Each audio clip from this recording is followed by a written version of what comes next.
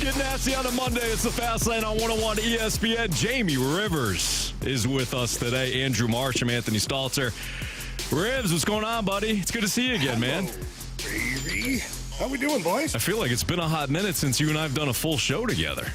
It has been. It's been a little crazy, a little hectic on the road. We've been all over the frigging country here recently, and finally settled for a day in beautiful Minnesota. It's like 26 degrees outside, Nice. Cold and frigid. It's awesome. Your type of weather.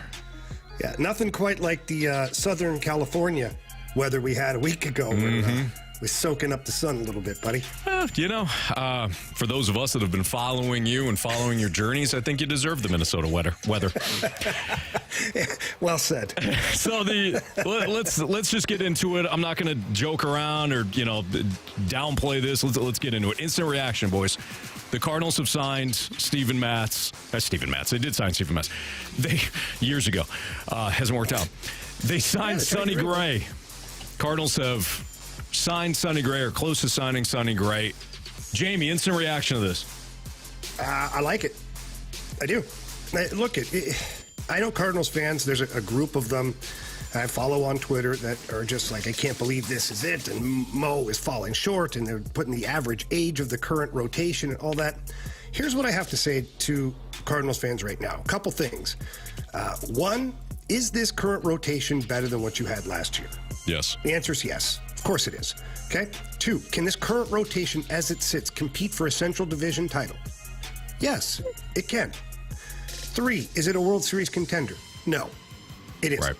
Is it a pennant contender? No.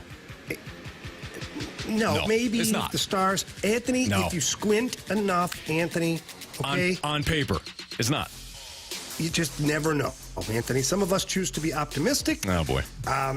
But I would say that, no, the pennant isn't in the picture, okay? But that being said, I don't believe John Mozeliak is done. I don't. I think that he had a certain amount of funds that the DeWitts allocated to free agency. And I think that he's gotten to that threshold of free agent money. And now I think that he has the green light to make a trade. That's all you're hearing about, is that we have an excess of outfielders and, prospects and things like this. Maybe I'm crazy, probably, but I still feel like Tyler Glasnow or Dylan Cease or something like that could be in the cards here for the future. That's what I feel. But as it sits right now, I'm fine. At least they've done something. At this point last year, nothing had been done. For a while. It was like dragging on. Yeah. And so I am totally fine that John Mozeliak has gotten out ahead of this thing and at least got 3 guys signed. I agree. Jamie, what you said at the start is where I feel like most people are. And text in, or better yet, leave us a mic drop today. Want to hear from you. I would love to hear from Cardinals fans after they sign Sonny Gray. What are your thoughts? Are you ticked off? If you are ticked off, is it about Sonny Gray or is it about Mo? Is it about the organization? Because, Jamie, I think you touched on something that I've been thinking about throughout the course of the day. Are you ticked off because the Cardinals signed Sonny Gray and you don't like Sonny Gray? Maybe. Maybe some of you are. But I think the majority of the people that are frustrated think exactly what you opened with, Jamie, that Mo is done, that the Cardinals are done. And they thought that way after the Lance Lynn. Oh, this is the big signing. And then they brought in Kyle Gibson. Oh, this is all they're going to do. There's just patchworking. And then they bring in Sonny Gray. So they keep bringing in guys because of the urgency of the matter. They didn't have 3 starters out of the 5 possible slots. So now they do. Now, can you upgrade on that? This is Mo's next responsibility, in my opinion. This is the next thing that's important. Can you upgrade on what you currently have? Can you push Steven Matz out of the starting rotation to the bullpen with another move? Can you get an ace? I don't think they can. I think the ace, and I've said this for a while now, Jamie, if you went into this offseason thinking, well, the Cardinals need an ace, no excuses. I agree with the first half of that. They need an ace. You're going to have to develop one, guys. That's just the reality. You can get pissed at me if you want. You have to develop the ace. You don't think there's a trade to be had out there? I'm not saying there isn't. And you mentioned the two guys that would be interesting, Tyler Glasnow and Dylan Cease. You're not going to get Logan Gilbert from Seattle. Stop it. Those other two, Dylan Cease, if the White Sox want to use that chip to force a rebuild or to spark a rebuild, Dylan Cease makes sense. The Rays are very unlikely to pay Tyler Glasnow beyond this year. Those two guys make sense. Logan Gilbert, you're not going to get him, so stop with the Seattle stuff. But those other two, I'd be interested in those guys. But your long-term ace, Jamie, has got to come from the organization. I don't know if that's Tink Hence. I don't know if that's one of these other guys. But you have to develop that guy. It might not be any of them. You have to develop those guys, though. That's the reality. You're in St. Louis. You're not in New York. You're not the Yankees bringing in Garrett Cole. You're not the Mets bringing in, Justin Verlander. You're not the Padres doing what they're doing, the Dodgers doing that. Look, you're in St. Louis. You're going to develop that ace. And the rest has got to be what's urgent. What's urgent is you need three guys. You got three guys. Now can you improve? That is Mo's task the rest of the offseason, which just started, by the way.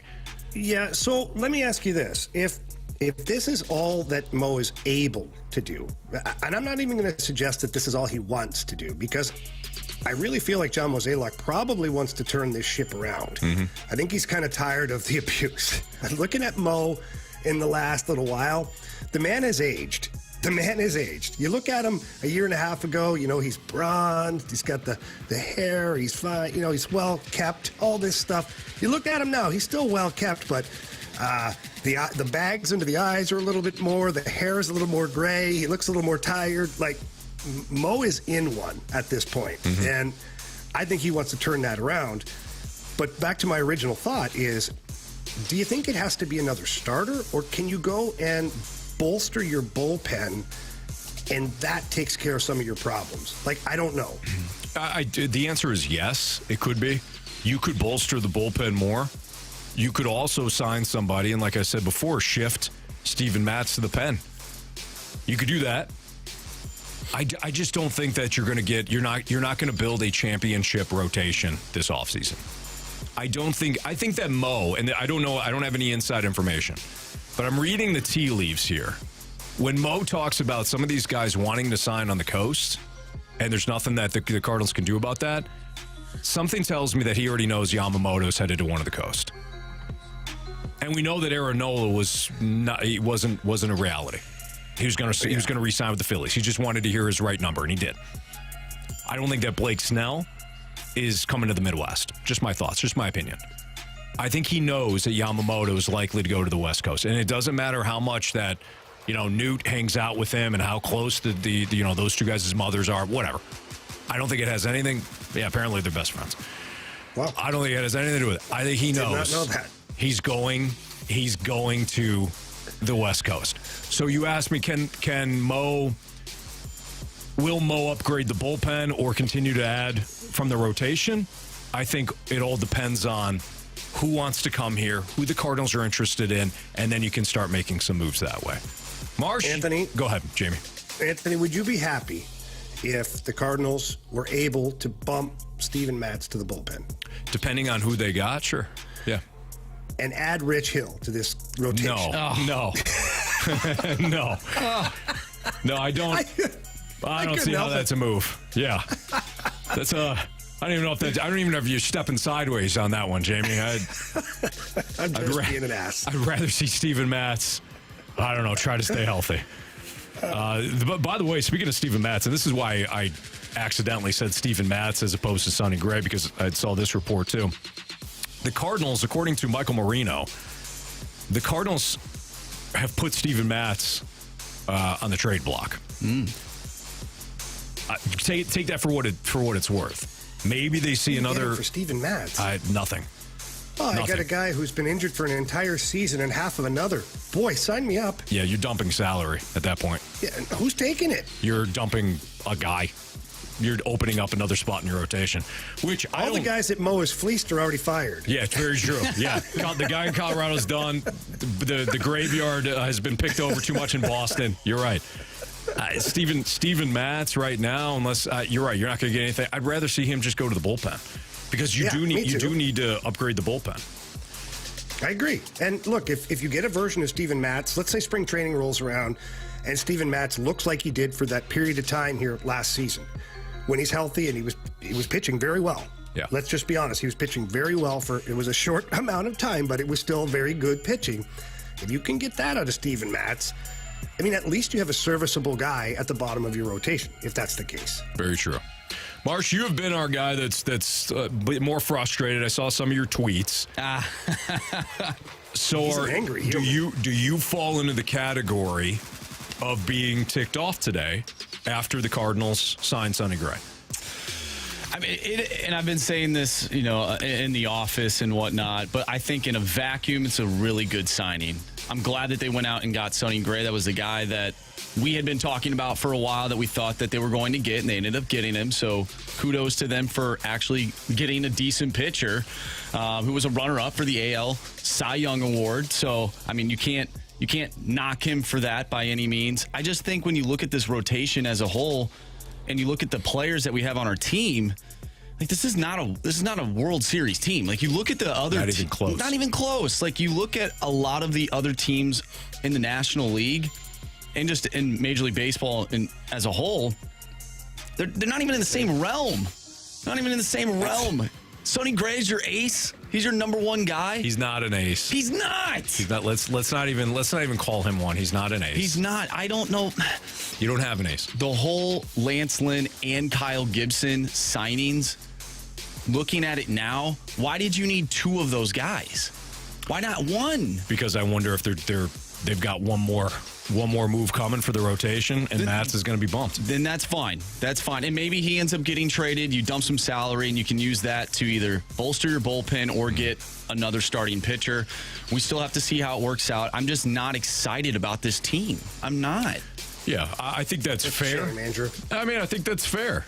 You shouldn't be excited. I'm not. In terms of them winning a World Series or a pennant or even a playoff series at this point. We don't even know what. You got to start somewhere. I completely agree. We don't even know what the Cubs are going to do in terms of signing players, trading for players. Obviously, it sounds like or from what they did, bringing in Craig Counsell, they're going to probably be somewhat of aggressive. Mm-hmm. And they were pretty decent last year. They almost made the playoffs if they didn't, screw up at the end of the year like they usually do. But wow, I guess you're not that down on the Cardinals. Are you still taking shots at the old Cubs? I got to do something here to raise my spirits. But sure, I don't know. I just think that right now this team is not where I want it to be, and so I'm very cautious heading into the year. Fair enough.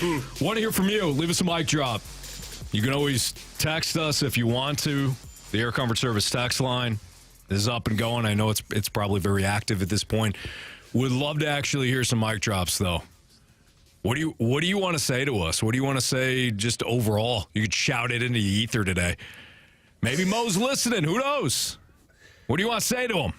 Leave us a mic drop. We'll be here until 6 o'clock. It's the Fast Lane on 101 ESPN, where it's 2:16. Your time check is brought to you by Clarkson Jewelers, an officially licensed Rolex jeweler.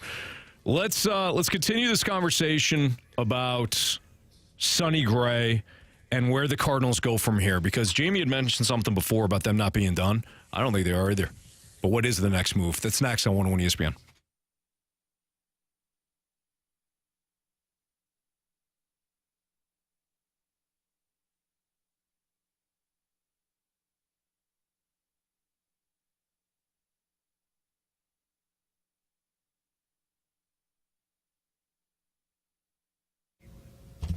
All right, listen up here, St. Louis. Are you looking to sell your home right now? And are you a little bit nervous because, well, it's holiday season. Should you be selling your home? Is it the best time? There's a lot of stress involved.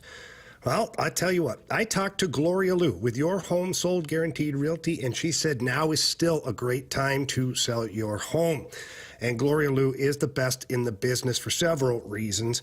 But the biggest one is she has the buyers. That's right. She has a database with thousands of ready buyers, and these buyers create a higher demand and more money for you, maybe multiple offers, all that good stuff.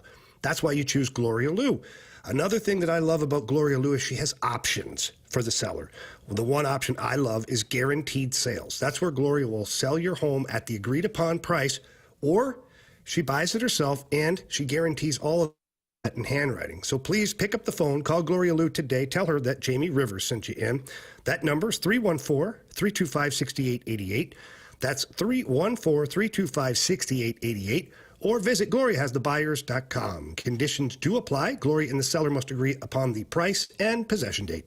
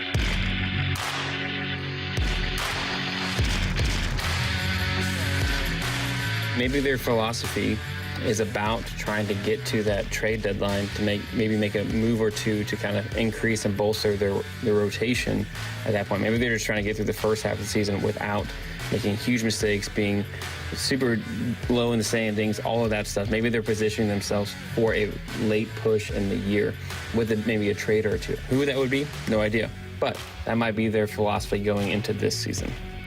All right, so that was Tavon, I believe, leaving us a mic drop.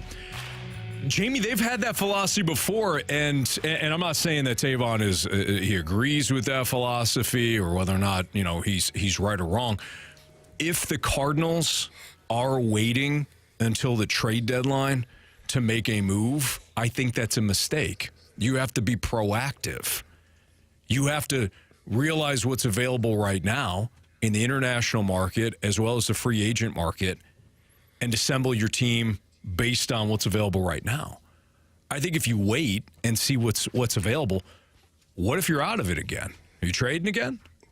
What if you're average? You're going to give up big-time prospects in order to make some splashy move for a rental player when you're, stuck around 500?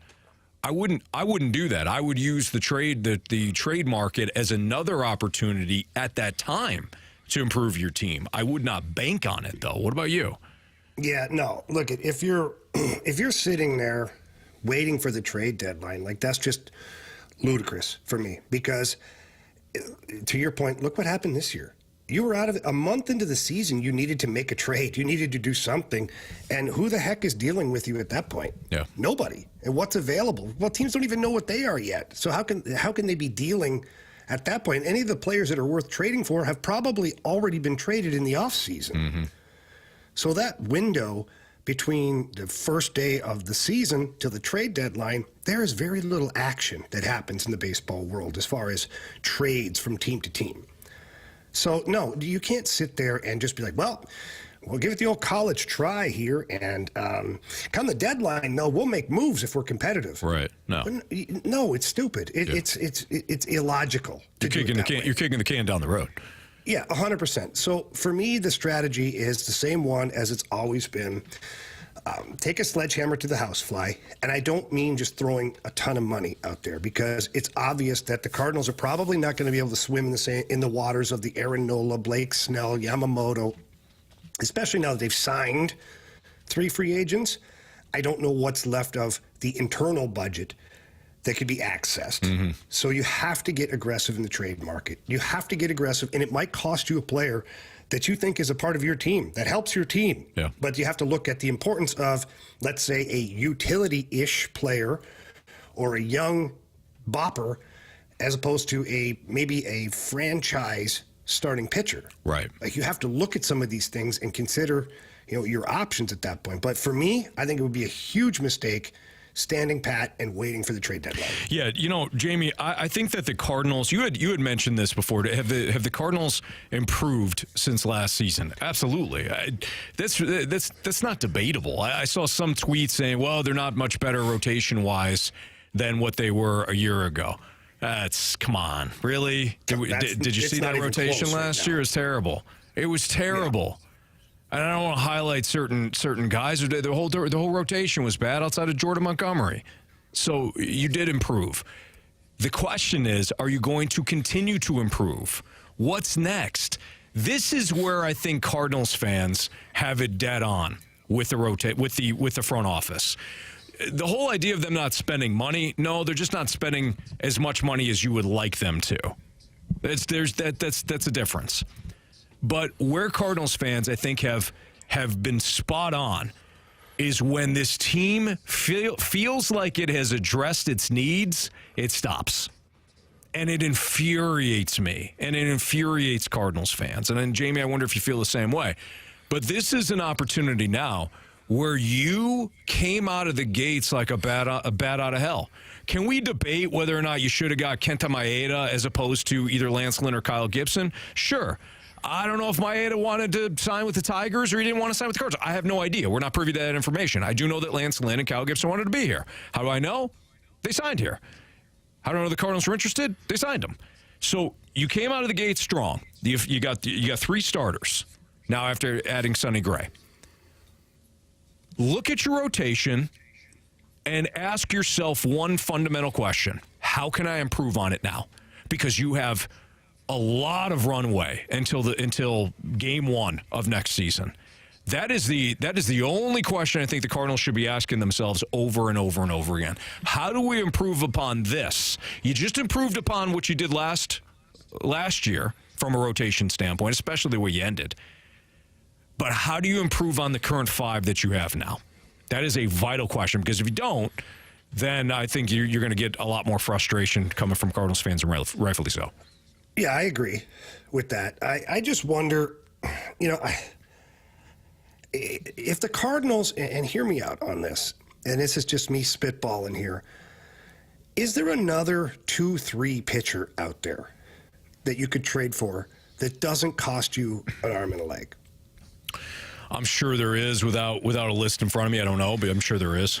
Would that satisfy you? Like, I'm not talking World Series. I'm talking maybe winning a playoff round, and if you're lucky, maybe you get to a pennant round.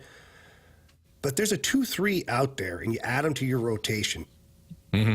I know it's not what we want to hear, but yeah. I'm also trying to think logically here based upon the information that I know that's been provided by the DeWitts, which is probably at the max internal budget right now. Right.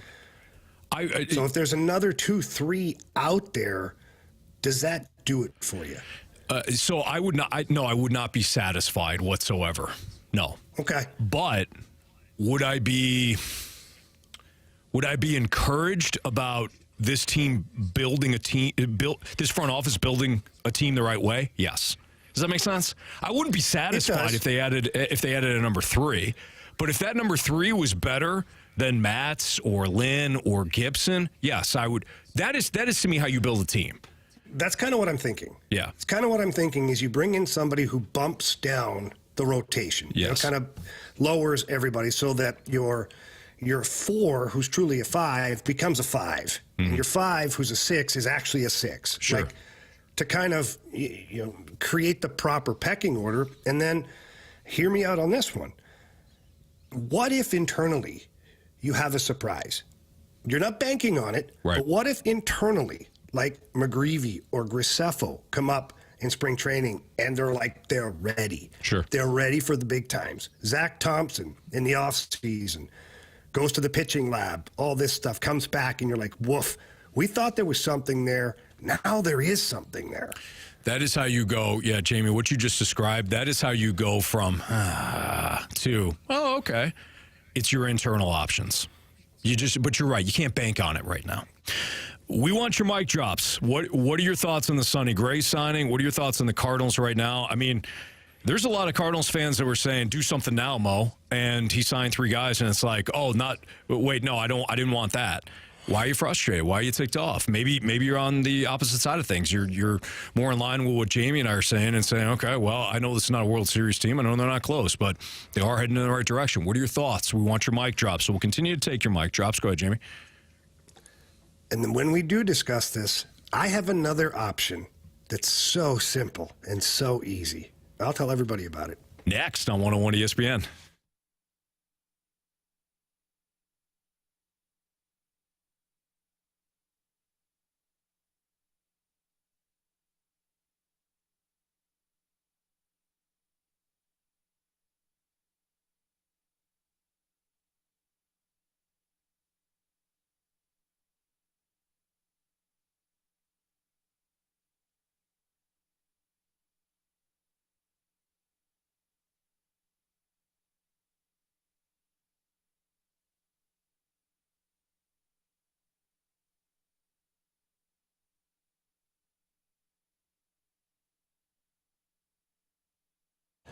Johnny Londoff Chevrolet is at it again. Their Black Friday sales continue, and huge savings are being offered right now all month long. Get over there and visit them in person. They've got the Florissant, Missouri location, and they've got the Londoff Autoplex out there in St. Peter's. And here are some of the deals. You can get up to $10,000 off Silverados. How about up to $4,000 off Chevy Traverse? Up to $4,000 off Chevy Equinoxes, and up to $3,500 off Chevy Blazers. Yes, all of those are available right now. Can't miss savings for you guys. And they have a huge inventory. And that inventory includes the 2024 Chevy Trax that are arriving daily. The Chevy Trax combines head-turning looks with impressive capability. All that at a very affordable price tag. And you also get the Londoff customer service. That's the biggest thing, is you're going to get a great price tag. We know that. You get the most money for your trade-in. That's a Londoff guarantee. We know that. And the one thing that we absolutely know is that they are going to treat you like family, because that's what they did with me. Just purchased another vehicle from Londoff Chevrolet, and the process was incredible. So please don't hesitate to get there in person. Tell them Jamie Rivers sent you in. But if not, visit them 24/7 at Londoff.com or LondoffAutoplex.com. Are you kidding me? Johnny Londoff Chevrolet.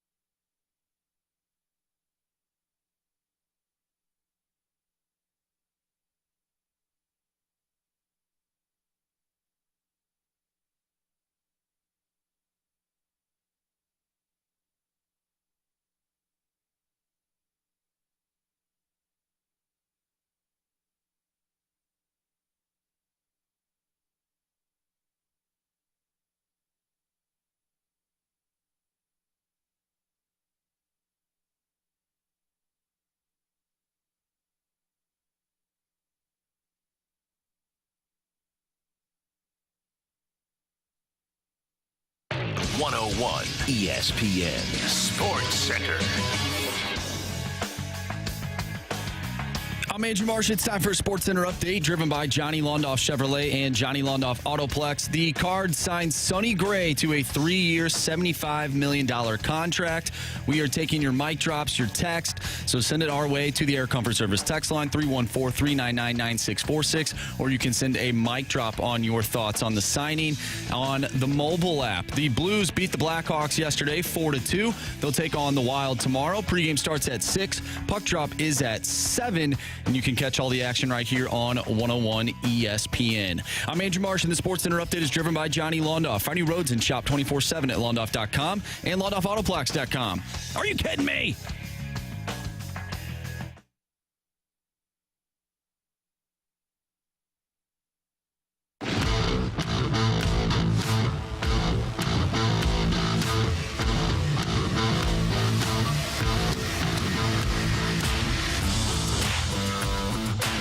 Anthony, I'm not upset about the signing of Sonny Gray. What I'm upset about is he's a number 2, and we have about a half a dozen number 4s and 5s, and that's not going to get it done. They're going to have to do something to help that pitching staff.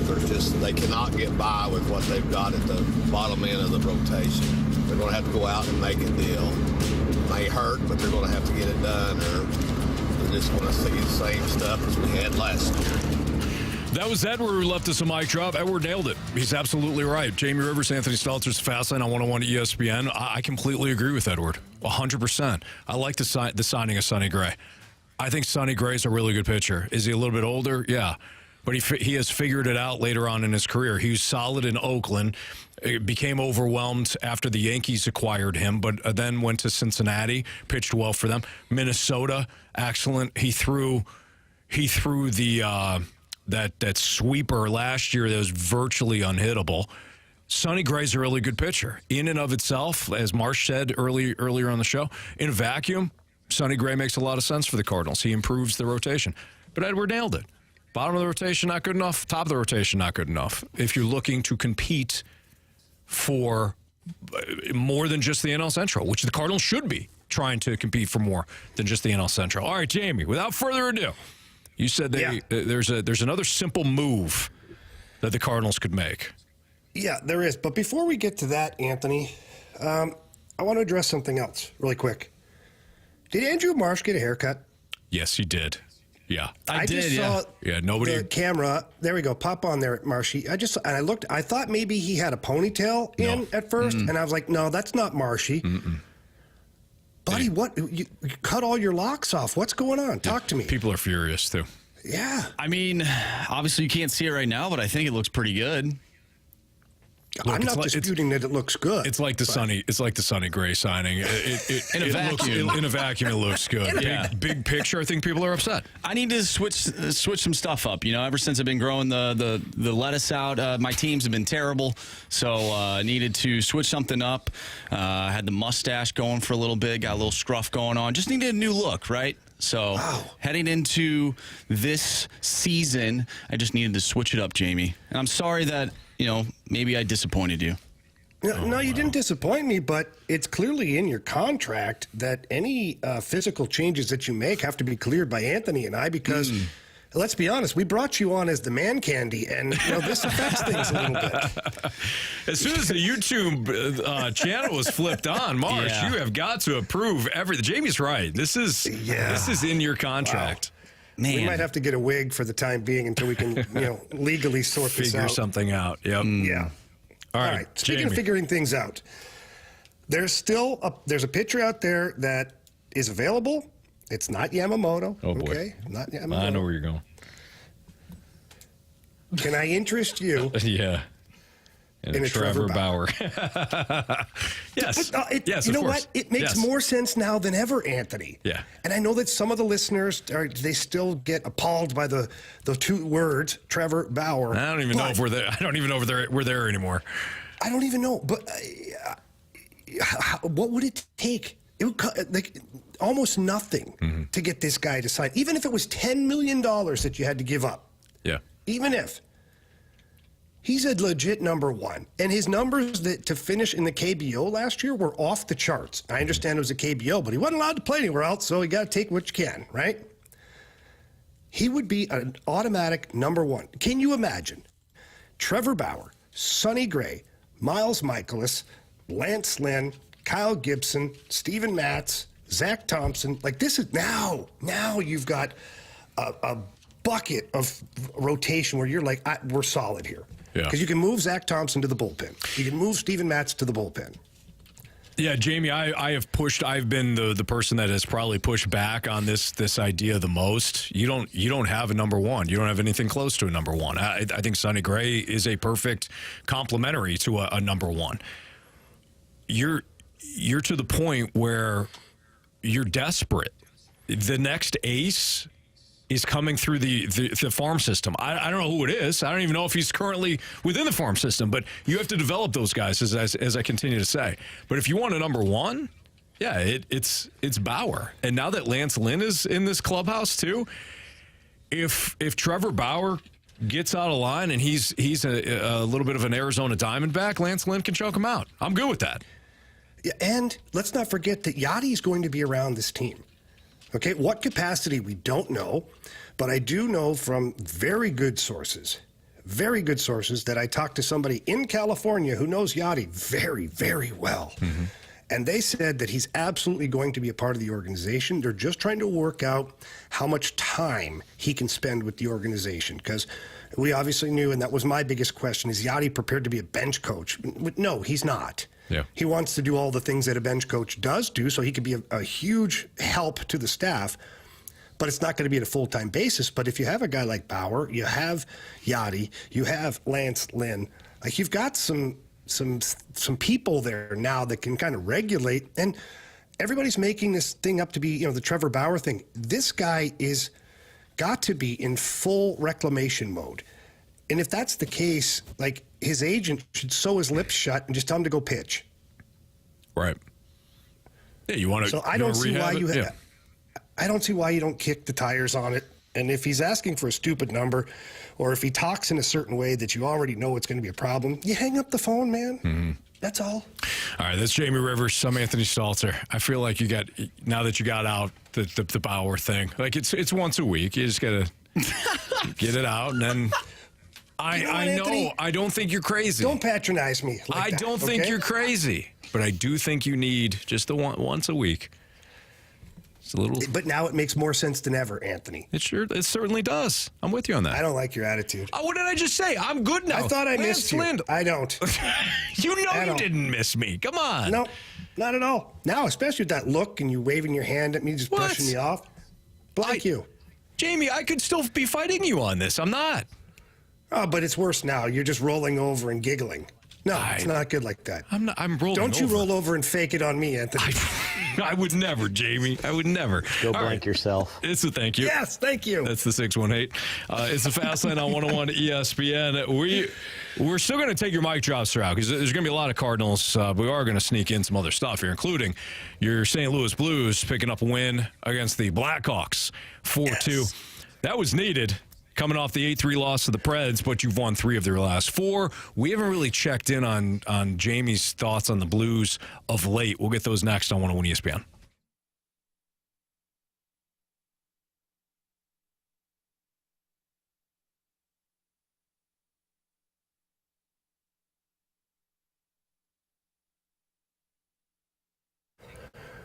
All right, FanDuel has you covered. We know that they are the best in the business. They're America's #1 sportsbook. And right now, new customers get $150 in bonus bets with any winning $5 money line bet. So here's how it works.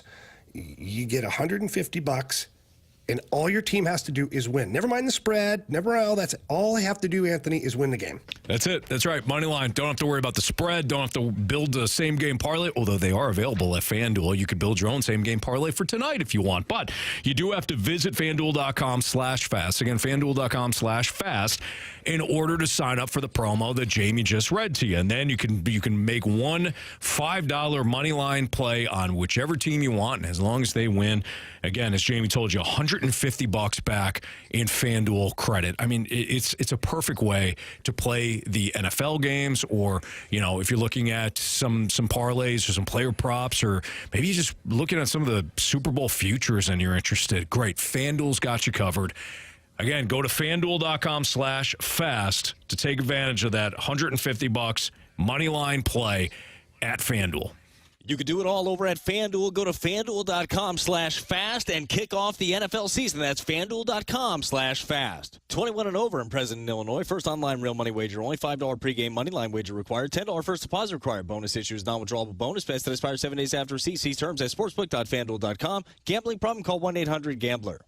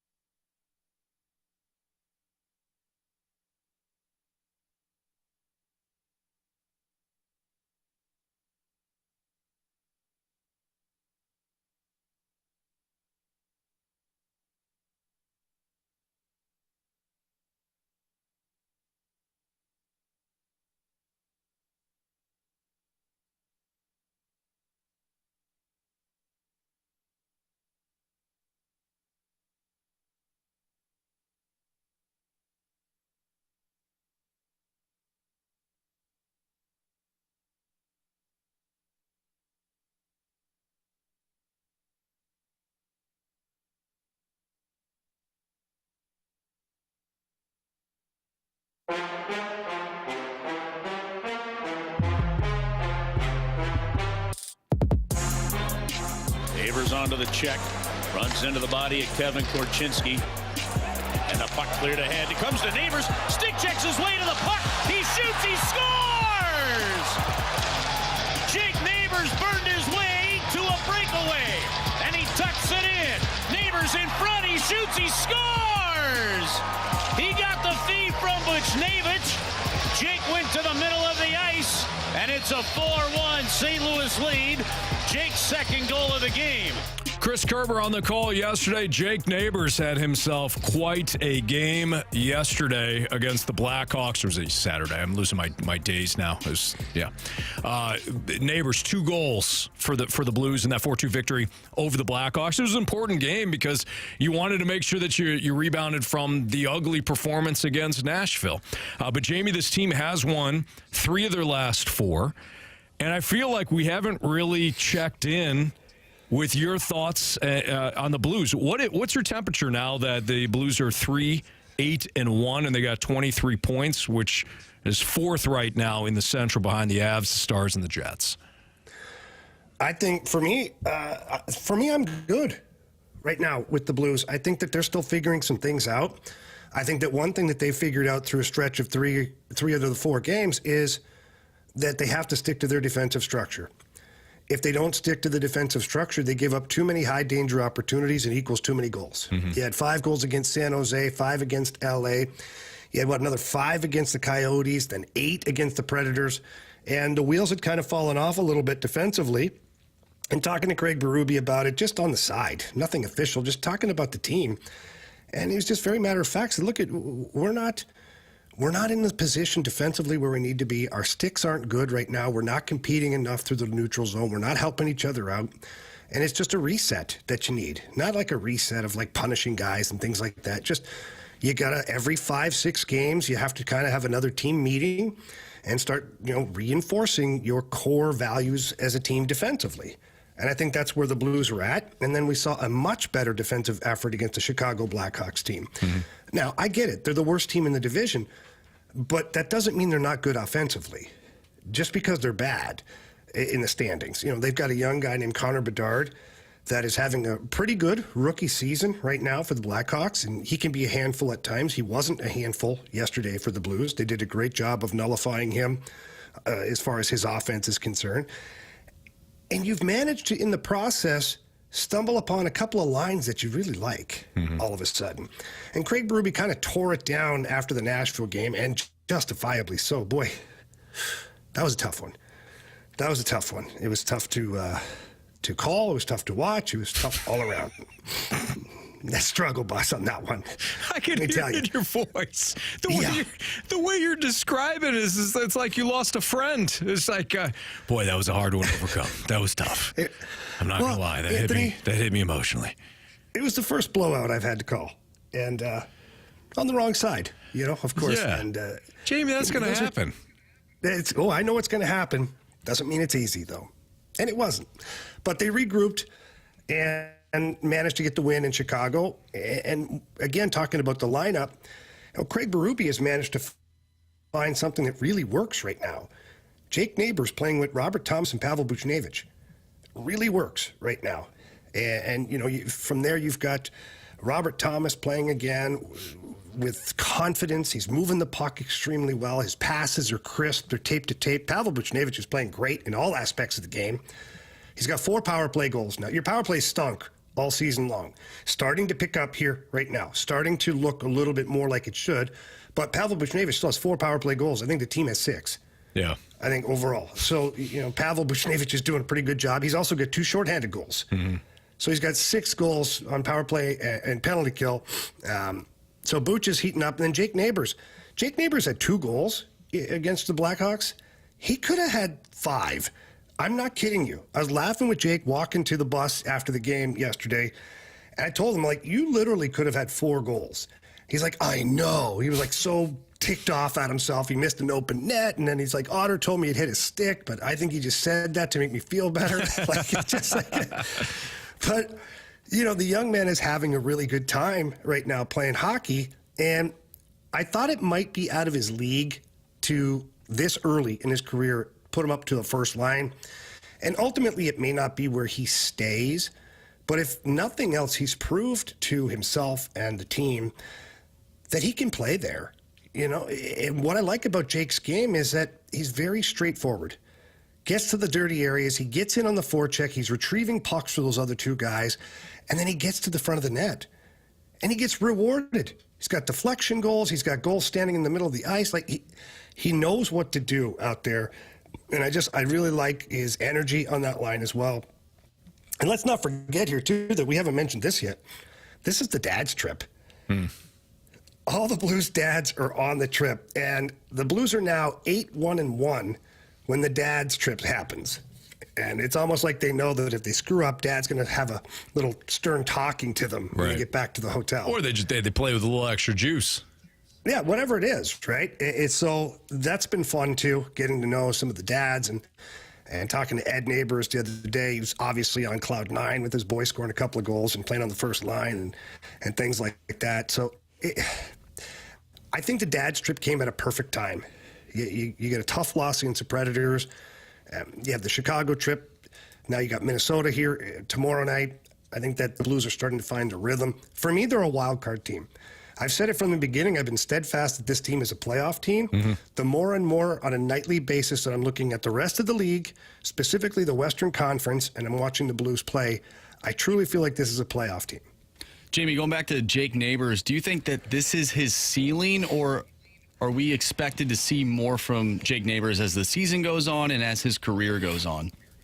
Yeah, I think this is kind of the ceiling right now. I mean, playing on the first line, what's he got, 7 goals here now? I think Jake Neighbors is a 20-goal scorer. I think that's his ceiling. And I don't mean that in a disrespectful way. I've told you before, I compare him a lot to Ivan Barbashev. You know, a guy that can play in every situation, which Jake Neighbors is right now. He's playing on your power play. He's getting a regular shift, and he's penalty killing. He's a physical guy out there. He's not afraid to throw the gloves down. I mean, really, you could compare him to an Ivan Barbashev or a Braden Shen. I don't want to set the bar too high because Braden Shen has had a really long, successful career, and he's obviously the captain of the Blues right now. But there are a ton of similarities between Jake Neighbors, Ivan Barbashev, and Braden Shen. And if that's the case, if that's his ceiling being, somewhere between where those two guys are or even at the level, then you've got yourself a pretty damn good hockey player. No doubt. That's Jamie Rivers. I'm Anthony Stalter. It's the Fast Lane on 101 ESPN.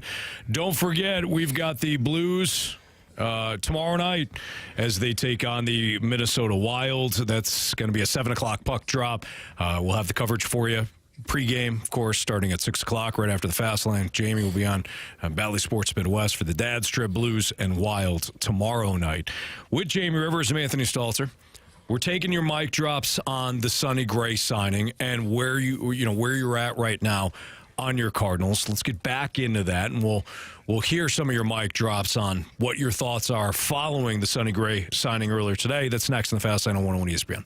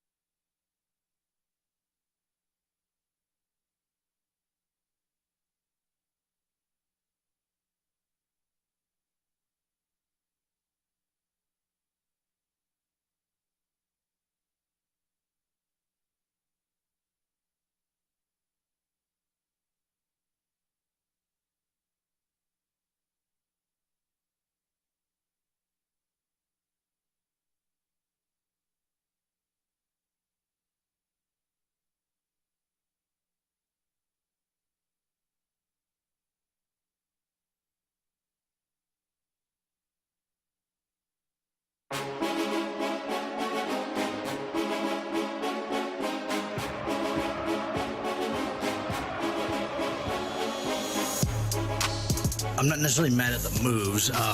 Sonny Gray is a very good move, but with Sonny Gray, you don't need at least one of the other two. And so that's just taking money away from something else they could potentially get.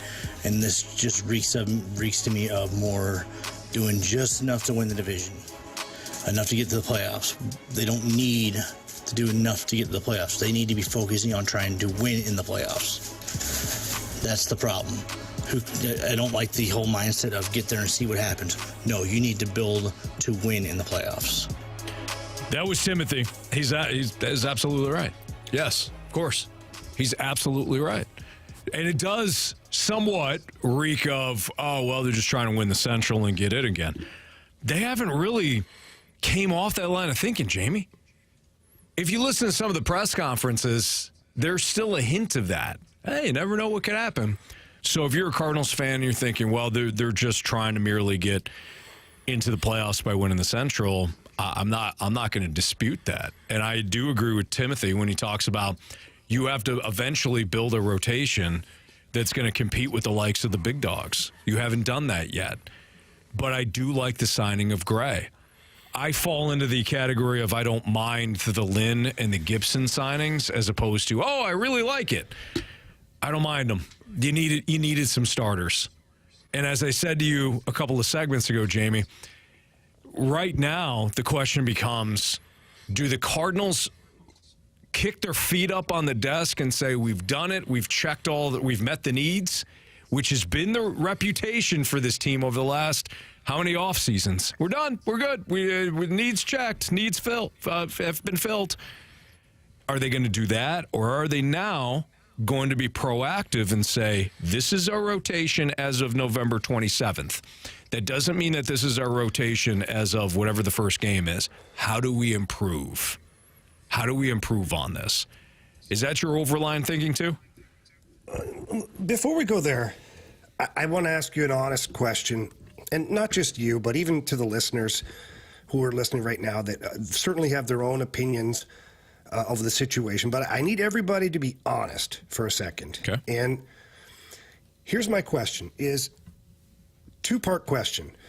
One, at this point of free agency, did you think the Cardinals would have already signed 3 starters?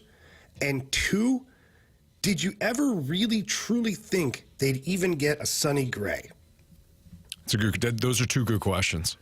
And be honest, I didn't think that I thought that there was a good chance they would sign Sonny Gray just because there was enough smoke. So there had to be fire. But I did not see them signing 3 guys right away.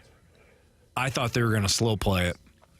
And my fear was they would get to the point where it's like, well, we offered guys and they just didn't come here, and so we're going to go with the internal options. That would have been that to me was the worst case scenario. Signing 3 starters right now, early in free agency, not even close to the worst case scenario. In fact, I feel like they're being proactive. So that's kind of where I'm at with it. Is when Mo started off with his, we're going to sign 3 starters. Well, maybe we'll sign 2 starters. When it started to waver a little bit and kind of the wheels started to shake and not fall off, but you're like, whoa, I don't know, this ride isn't very good. Mm-hmm. I thought, okay, this is it. This is going to implode. We're going to get Rich Hill and somebody else, and that'll be it if we're lucky. Then he went and signed Lance Lynn and Kyle Gibson, and I know they're not the blockbuster deals that everybody was expecting. I'm fine. With both of those guys in the rotation. Yeah. I think that they'll be very serviceable pitchers. I actually never thought they'd get Sonny Gray. Mm-hmm. I never thought Nola was a true possibility. I never thought Snell. I never thought Yamamoto. And I never thought they'd even get to Sonny Gray. Sure. And it's not that they wouldn't have ponied up the money. I just thought Sonny Gray is going to have several offers on the table, and he'll probably get his pick of the litter, which will drive the price up a little bit. And at that point, the Cardinals might have to tap out. Right. Because, it's just a little too risky at that point. Yeah. So I'm not sitting here wanting to organize a party for Mo for doing such a great job. Plus, I'm also sitting here having to be completely honest in the fact that I feel like the Cardinals have done more than I thought they would do at this point. Yeah, I think that's fair. Sonny Gray, I get it. He's going to be 34, 35, 36 during this 3-year deal. I understand that. He's not somebody, too, that has made 30-plus starts consistently. Finished second in the Cy Young race last year.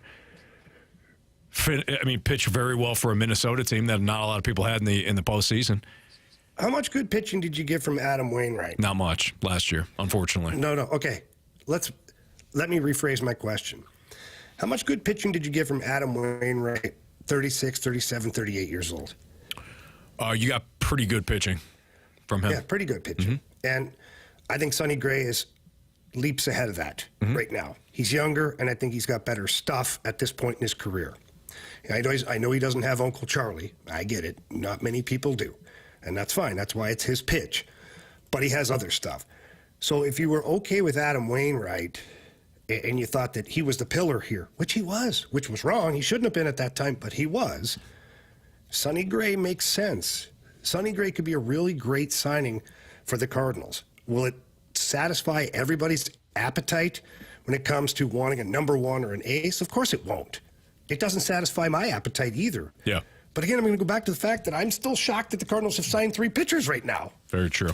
Marsh, we got an interesting text via the Air Comfort Service text line. Yeah, I wanted to get your guys' thoughts on this from the 314. The worst thing that happened to the Cards was the San Diego Padres failing 2 years in a row. A small market club like the Padres going all in on payroll and big name investments gave the Cardinals a potential model to follow, but this ownership group will not make moves until all is proven to work. And the Padres failing assured the DeWitts that spending money isn't the right way to go about all of this for the franchise. That's a really good text. I would expand on that though.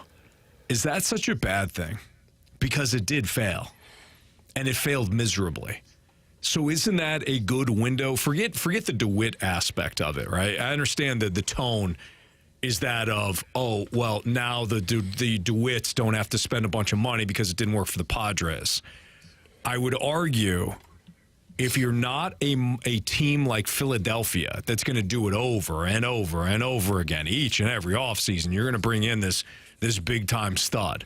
If you're not going to do that, or like the Yankees, how they used to be, or the Red Sox, how they used to be, if you're not going to be that, is that a good thing that you saw a mid-market to smaller market fail doing what you hope the Cardinals would do? Because it didn't work. From a culture standpoint, it didn't work. They didn't build it the right way, clearly. They didn't have enough pitching at the end of the day. And the pitching actually was fine it was fine a year ago. A lot of the numbers were fine, but there was something missing there. I don't think that's the best way to build a baseball team. I think what's more sustainable is going through the drafts and building your core that way, which the Cardinals have attempted to do. I also think they've gotten away from that model, which is where they currently are now, which is why they're currently scrambling to put together a rotation, because their future ace is actually in Miami. One's in Miami and one's in Arizona. I don't mind the Cardinals' approach to building a team. They went sideways, though, chasing that big-time offense, and I don't think that ultimately is how you win in Major League Baseball. Yeah, I agree with that. I look at it from a variety of different angles, and the Padres failing is both a blessing and a curse for some Cardinals fans, because now you feel like the Cardinals will never, ever get crazy like that.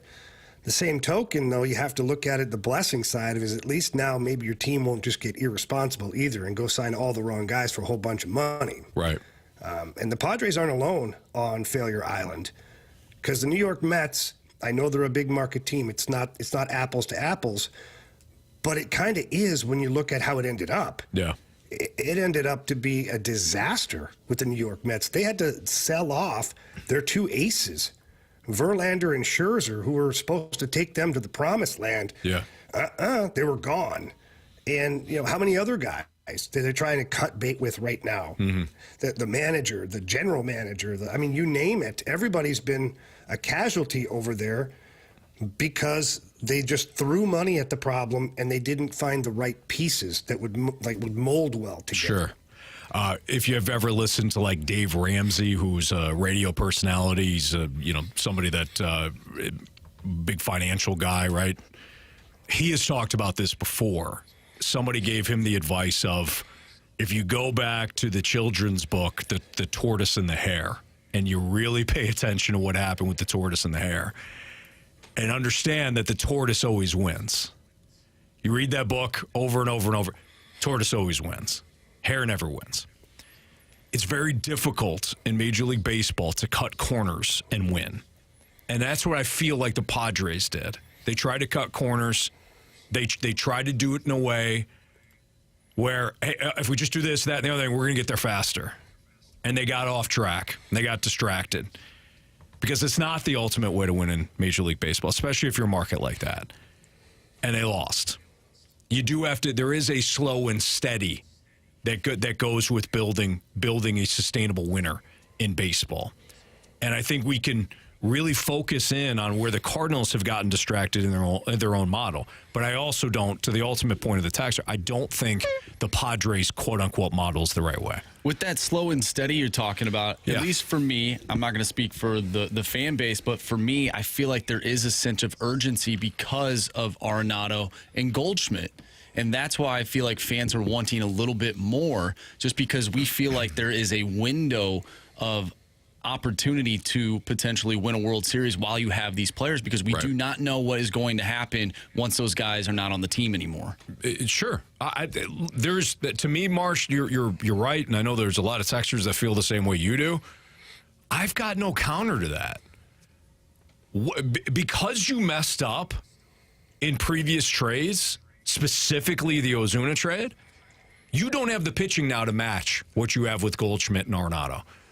In hindsight, had you not made that deal, knowing that maybe there was a better deal coming where you didn't have to give up two eventual aces. I know they weren't aces at the time.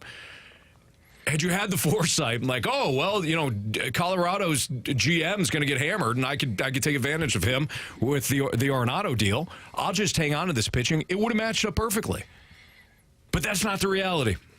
I have no counter to, you're wasting Goldschmidt and Arenado. You're right. You're right. You better hope that the moves that you made 3 years ago on some of these young pitchers, they pan out, or else, it's going to be wasted. I don't think there's any fast track to if we just sign this guy and spend a whole bunch of money now, we won't waste Arenado and Goldschmidt. I just don't think it works that way. All right, it's Fastlane on 101 at ESPN. Keep your text coming into the Air Comfort Service text line at 314-399-9646. 9640, what is it? 9649? 314-399-9646. I had it right the first time. I questioned myself, Probably Jamie. on the screen, Anthony. It's not. You're on the screen. The screen, I didn't trust my gut. I didn't have the screen up, that Mike Ryder puts together for us perfectly. I'll just put the phone number on a piece of paper. Just hold it up the entire show, Jamie. Appreciate it. I should know it off the top of my head anyways. I say it enough. But again, if you want to text us, you can. If you want to leave us a mic drop, man, even better. We love it. We're getting a lot of very interesting and great great mic drops today. So we'll continue that. But let's talk a little foosball. Sorry, a little football here. You guys go. Dealer's choice. You want college or pro first? What do you guys want to do? Oh, Anthony, just give it to me. Either way. All right. I prefer pro. Okay. But that's just I don't mine. mind That's just amateur. me. Oh boy. Wow. No matter what, I feel like we set them up. All right, we'll get into some of the happenings of yesterday, including the Eagles coming from behind, Jamie, to beat the Buffalo Bills. And other things that we learned here next in the Fast Lane on 101 ESPN. Oh, boy.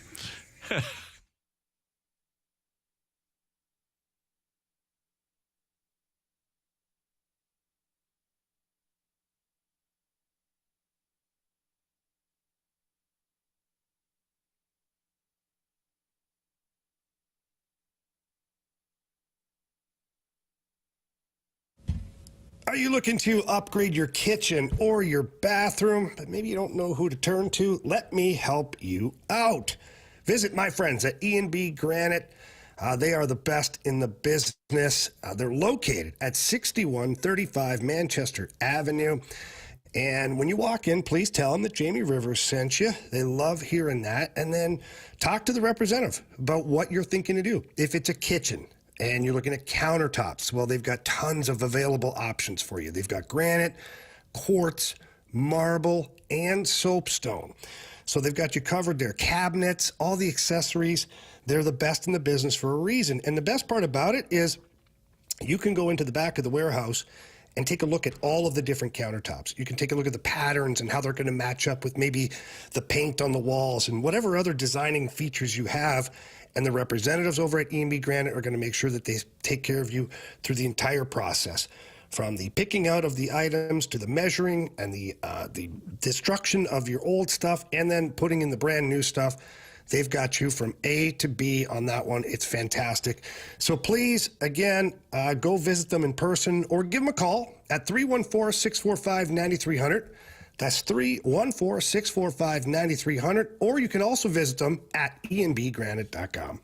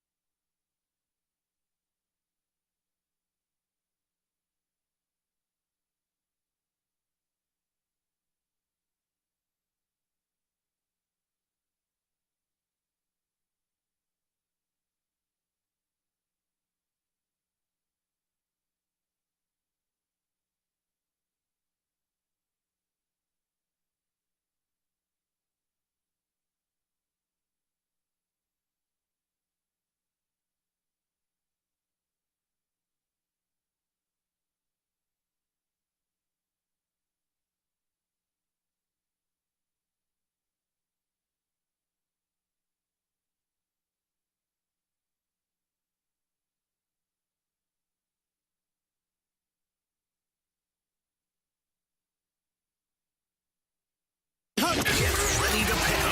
It's the Fast Lane Football Pick'em Challenge on 101 ESPN. Refreshed by Bud Light. Well, you sure know how to pick 'em.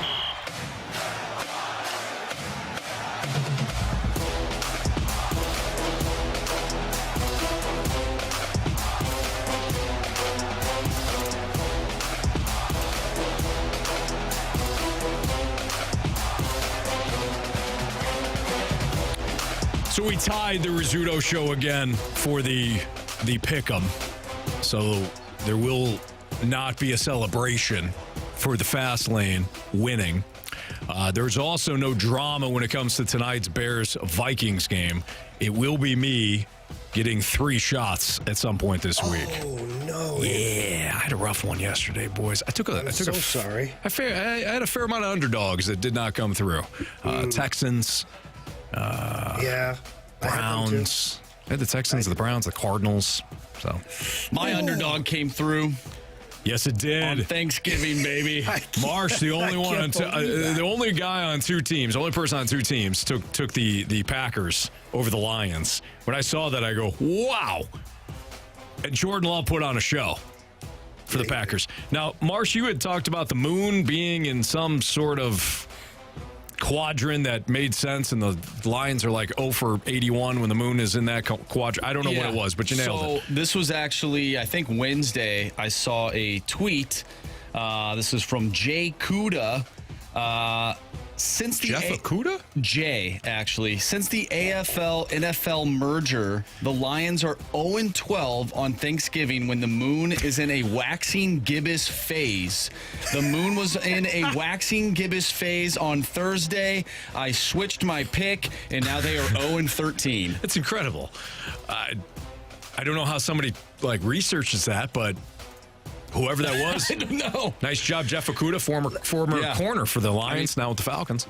How do you even research that? I don't know. There was zero sports analytics behind that pick. It came down to the Moon. You just knew 0 for 12. That's all you knew. I saw 0 for 12. I said, that checks out. I'm switching my pick. Guys, speaking of Moon. Oh, yeah. Yeah, we got to get into this. I know I'm all the way in Minnesota right now, but there was a little birdie that told me that one person called Moon from the Rizzuto show thinks that we're up 8-3. It's 8-3-2 right now. 7-3. Oh, he thinks it's 7-3-2. Right. Yeah. Moon. Not only are your picks been suspect to say the least, but your math is terrible too. He's actually been okay, the picks wise, but the math. Are they winning, Anthony? No, they're not. No. Yeah. You and win now and they're lose cheating again. You win and lose the same.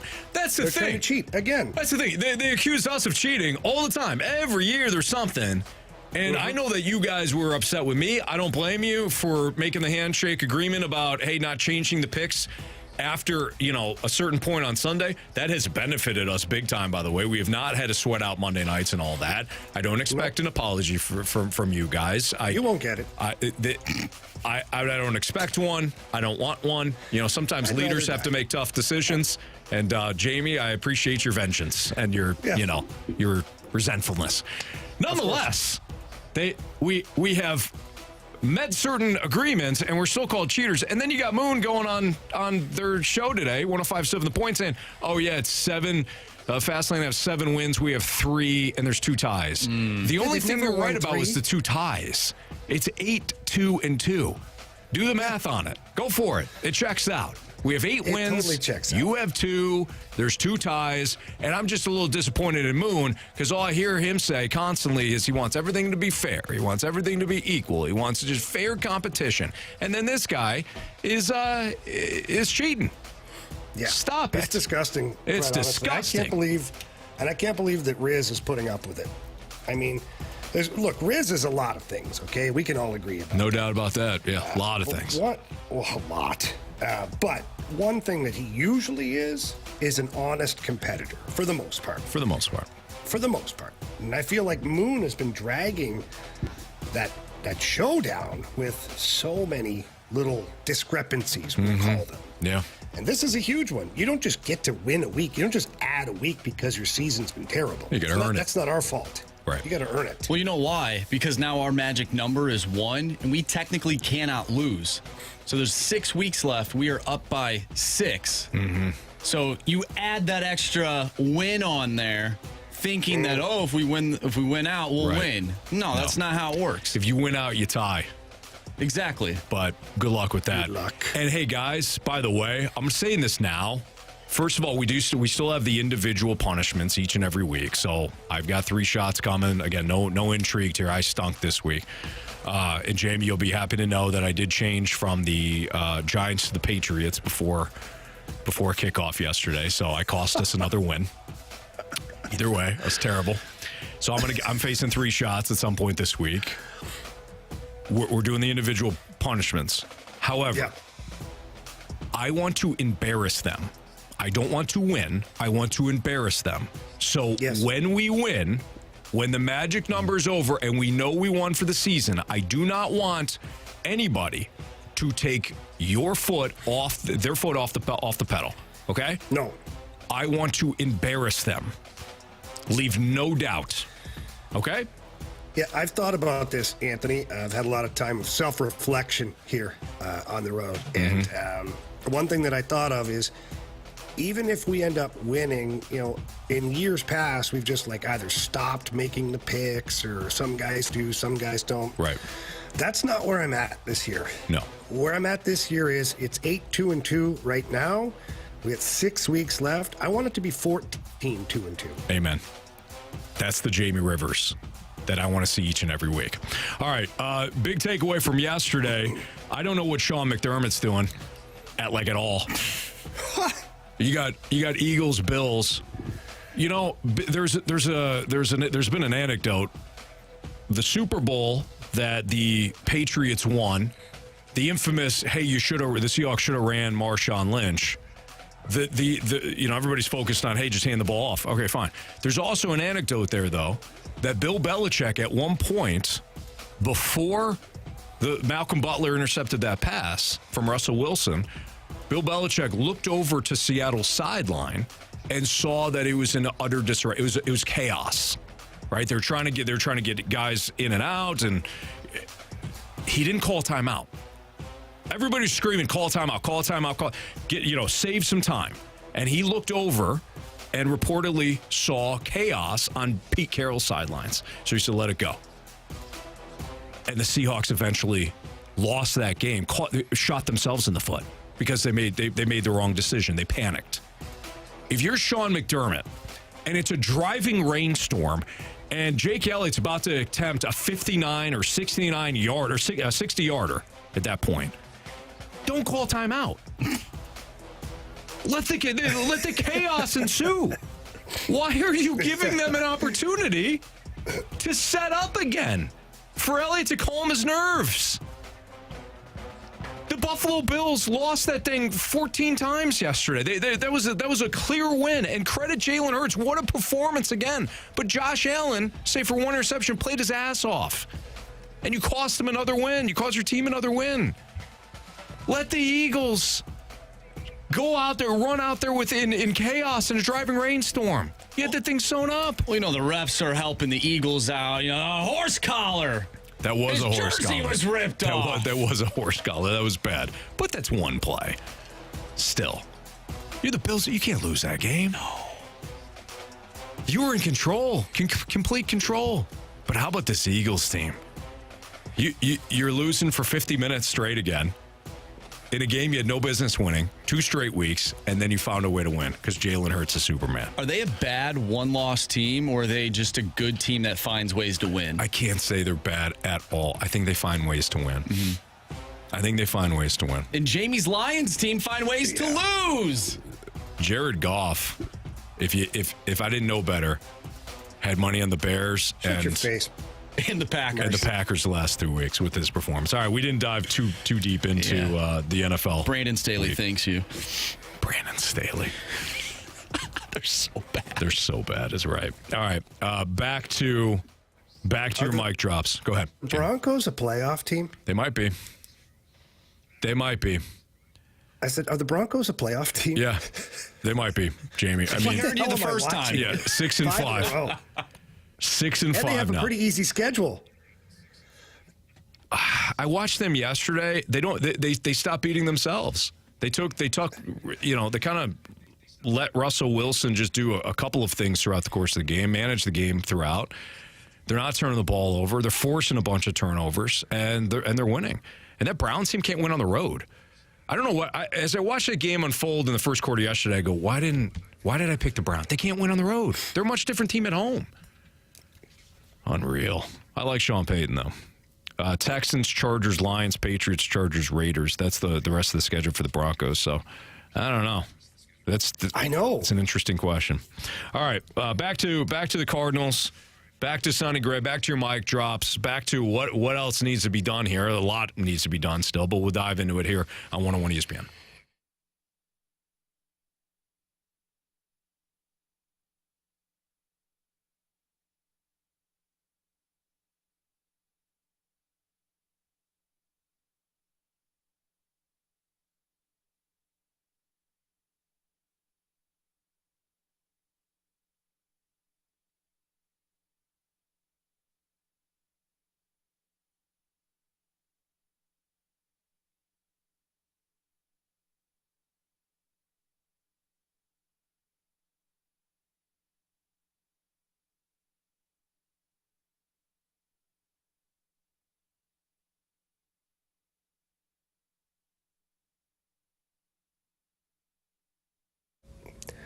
Dirt cheap, baby. St. Louis is a one-stop party shop. Let me tell you, they have incredible selection when it comes to all your favorite beer, wine, spirits. Let's just talk about bourbon for a second here. Whether it's warm outside, cold outside, the winter's coming, man, there is nothing like sipping a great bourbon during holiday season, and Dirt Cheap has you covered with that. They've got Angel's Envy, Elijah Craig, they've got Blanton's, they've got all the good stuff. Dirt Cheap, the name is just about the prices, not the inventory. I can tell you from being in the store that they have all the best brands available to you, and they're all at the best prices as well. And that's the one thing I love about Dirt Cheap is they have savings all the time for you. And one way to add to those savings is download the app. The Dirt Cheap app that gives you more savings on there. There's deals, there's specials, there's clubs to be involved in, VIP clubs. And let's not forget also that holiday season is upon us. We're going to have those holiday parties. You got lots of people visiting. You're going to want to have the best, and you're not going to want to spend a ton of money. That's where Dirt Cheap comes in. So please stop by any location. Tell them that Jamie Rivers sent you in. And remember, have fun, but be careful out there.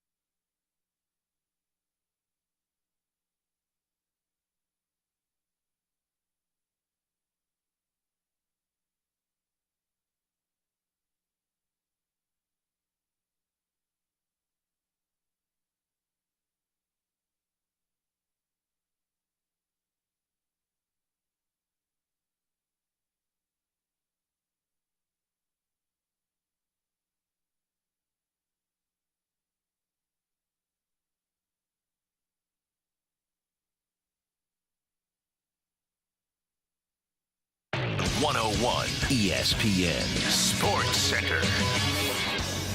I'm Andrew Marsh. It's time for a Sports Center update brought to you by Saliga Heating and Cooling. Big news of the day, the Cards sign Sonny Gray to a 3-year, $75 million contract. We are taking your mic drops.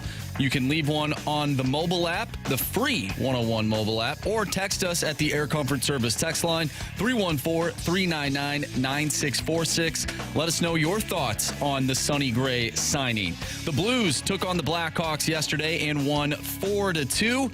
They'll be back in action tomorrow, taking on the Minnesota Wild. Pregame starts at 6. Puck drop is at 7. You can catch all the action right here on 101 ESPN. More of your mic drops and texts coming your way next right here in the Fast Lane. I'm Andrew Marsh, and the Sports Center update is brought to you by Saliga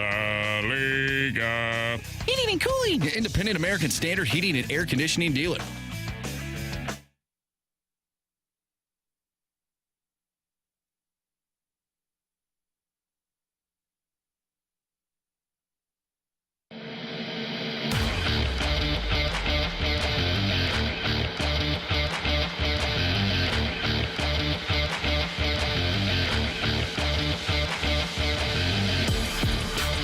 I think at this point, they need to sign Trevor Bauer. We've got enough older character guys, especially in this rotation now with the recent signings. Sign Bauer to a short-term prove-it contract. Maybe we get ace stuff out of him while also still pinching them pennies. That was Luke, Jamie's brother, echoing something that Jamie has been saying now for many months. Go ahead, Jamie. Yep. Well, Anthony, see, here's how it works. Is you have a number one out there, possibly an ace, just sitting out there right now. Probably would take a low ball offer-ish. Go get him. Go get it. Jamie, you've asked a couple of interesting questions. You've asked whether or not Cardinals fans, if they're being honest, if they felt that the Cardinals, if you were to ask them a month ago, whether or not they would believe that the Cardinals would be this active in free agency this early, what would they think if you went back a month from now, or if they even would have, signed Sonny Gray? What are your thoughts if you were told that a month ago? I got an important question for you though. Do you honestly believe that the Cardinals will sign Bauer? Because I don't. No, it's completely out of character for them, and I understand it.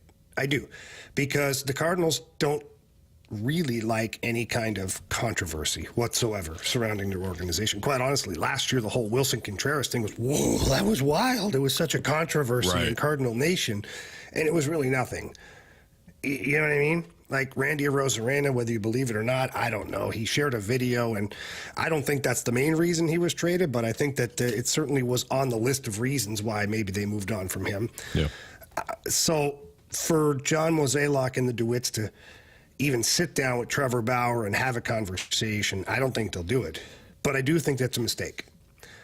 I think that not talking to the guy and just trying to figure out where he's at, I think that's a mistake. I think that when you have a fan base that you truly owe an effort to, year after year the fans show up and they wear their Cardinal red and the birds on the bat, I think you have to kick every tire in the parking lot. And right now, Trevor Bauer is a tire that's out there. And some people will like the idea, some people will hate the idea, but this is why it's a controversial thought, and this is why it's also, for me, low-hanging fruit, because you might be able to get him at a bonus deal, which means, very little for the team as far as finances are concerned. And maybe you sit down with him and you structure it to where it's like a $4 million deal. But every month that he's on the team, it's an extra $1 million. Every 10 games, it's an extra $500,000. So he can peak out at somewhere around 10 to 12 million for the season. Yeah. If, for lack of better words, if he's at his best behavior. Yeah. Well, there's other people that agree with you, but I ultimately agree on what you responded with, which is that I don't think that the Cardinals are gonna sign him. I think it's not in them. Yeah. So kind of moving away from Trevor Bauer, we've talked about at the beginning of the show and just, the past couple of segments, but I think we all agree that this rotation now is better than it was last year, correct? Correct. So, but is it good enough to win the division. I know we keep saying, well, now it's good enough to win the division. I mean, they were 20 games under 500. Is this rotation now going to get you back to 500, or is it going to win you the division? Yeah, it's a fair question. I don't know. I don't think they should be favored to win the division if everything lines up right now the way it is for the Cardinals. I think I have to believe that the Cubs are going to be more active in free agency. Well, a couple of things you have to be aware of. The Cubs might go get Ohtani and Yamamoto. And it might be in that order, too, because Yamamoto expressing himself about Japanese players and being familiar with certain things. I could see the Cubs going, okay, we'll go get Shohei Ohtani. Oh, and by the way, Shohei, pick up the phone and tell Yamamoto we'd like to talk to him. And that would be a disaster for the Cardinals because obviously those would be two massively impactful players. Now, let's just delete that from the equation. Let's just pretend it never happens. No, you're not a favorite to win the division. You're not. Right. I mean, what have you proven? Nothing yet. Like, okay, you have a piece of paper with some names on it that some older dudes can pitch a bunch of innings. Great, that's awesome. But can they pitch good innings? Right. Can Lance Lynn go through a season and not lead the league in home runs given up? I'd rather not see that. Can Kyle Gibson repeat what he did last year? I sure hope so. Love the guy. Think he'd be awesome for the clubhouse. But to be determined. Yeah. Can Sonny Gray be a number one, a true number one? Because that's what he's going to have to be in your rotation as it sits. I don't know. Yeah. So, no, there's no way you can sit there and say that this team is earmarked to be winning the division yet. There's still lots of work to do. And I haven't even gone to the bullpen yet. Right. So, but listen, the rotation last year was a big part of the problem. So was the damn bullpen. The bullpen led the league in blown saves, if I'm correct. Yes. If that's what you've got to go solidify your bullpen too.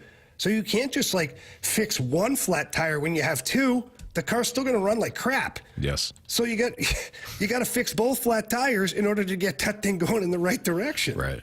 Here's another question. This one's from the 618. Is the pitching staff better than you thought last year's was heading into last season? Now we know what it was last year. Hindsight's 2020. Yeah. Is this pitching staff better than what we thought last year's was going to be? Yeah. Not for me. I do. Not for me. I looked at last year, and you had Jordan Montgomery. You had Jack Flaherty. These guys are supposed to be number one, number two, somewhere in there. Right. You had Miles Michaelis coming off a good season. You had Steven Matz and Adam Wainwright, which to me were the big question marks. But Waino had seemed very confident that he had figured out what was going on from the comeback off the leg and all that stuff. And so you think to yourself, okay, Waino is a number 4, giving me what he's kind of given me in the last year and a half. That's fine. Steven Matz was the question mark. But the top end of that rotation looked better to me than what this does right now. I think, to me, there was too many question marks last year. But there's still question marks. Okay. Think about this. The only thing you're sure of is Sonny Gray, probably, right? I know what Lance Lynn is. Lynn, you know what he is, but do you? Yeah. You do? Yes. I think. So he's going to give up a bunch of home runs, and you're okay with that? I'm not okay with him giving up a bunch of home runs, but I do know he's going to give up. He's going to give up home runs. He's going to get strikeouts, and he's going to give you 30+ starts. So what if there's a drop off? Because age happens. You're right, but when I look at this starting rotation, let's not mix words here. I'm not saying this rotation. I'm not mixing anything, Anthony. I'm just trying to get to the bottom of it. Okay. That's fine. Stop mixing, and then you'll see the bottom of it. Okay. I'm not. What does that even mean? I don't know. What does that even mean? I don't know. I just played off what you said. When it comes to this starting rotation, I'm not saying that it's this is great. This is a quality rotation. No, I'm saying it's got fewer questions than it did a year ago. It also has a lot of older guys than what you had last year. It certainly does. But Jack Flaherty was still a big question mark last year. He was. We could talk about the upside and all that, but there was a downside, and we saw it. Jack Flaherty wound up being kind of mid for the Cardinals. And then he went to Baltimore, and the bottom fell out. There was a lot of questions with Jack Flaherty, whether or not he could stay healthy. There weren't as many questions about Montgomery and Michaelis heading into the season. Matt, absolutely. Waino, absolutely. Wainwright's previous 7 starts the year prior were not good. And then we went into the season asking the same things because of the questions about his spring training injuries. So I think there's more questions there. Kyle Gibson, we know what he is. Lance Lynn, we know what he is. Sonny Gray, we know what it is. Know who he is. I think the questions now are Matz and Michaelis. Is Michaelis going to be the guy that he was every other month last year, or is he going to be the good Miles Michaelis, or is it going to be the horrendous one? But Anthony, the question was going into last year and going into this year. Mm-hmm.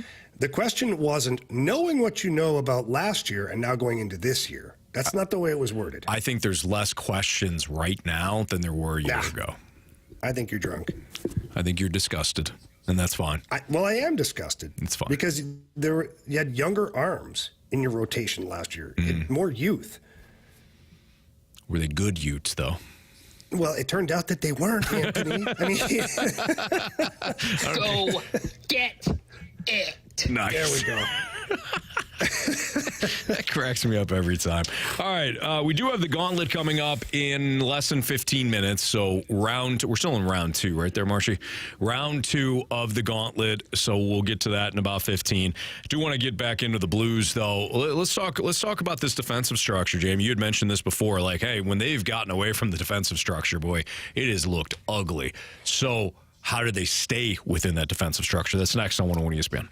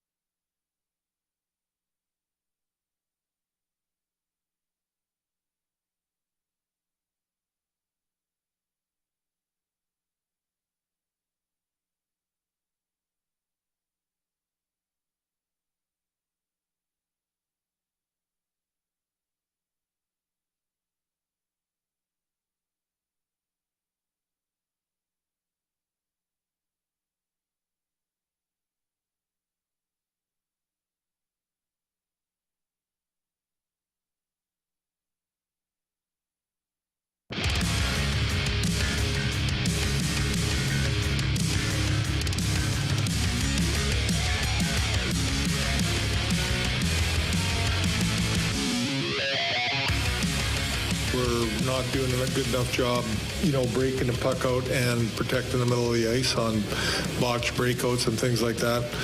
We want easy breakouts, and that's not going to happen in this league all the time. So we got to do a way better job of that. And then just defensively, I think just like you talked about, giving up the middle of the ice too much. That was Craig Berube talking after the Predators game where they lost 8-3 about some of the things that he didn't like seeing there from his defensive structure. With Jamie Rivers on the road as the Blues get ready to take on the Minnesota Wild tomorrow night. I'm Anthony Stalter. Don't forget, 4:30, we've got the Cardinals press conference. We will air it live here on 101 ESPN, courtesy of the KMOV stream. So John Mozeliak expect to make the announcement of Sonny Gray, and he'll face some questions too from the media.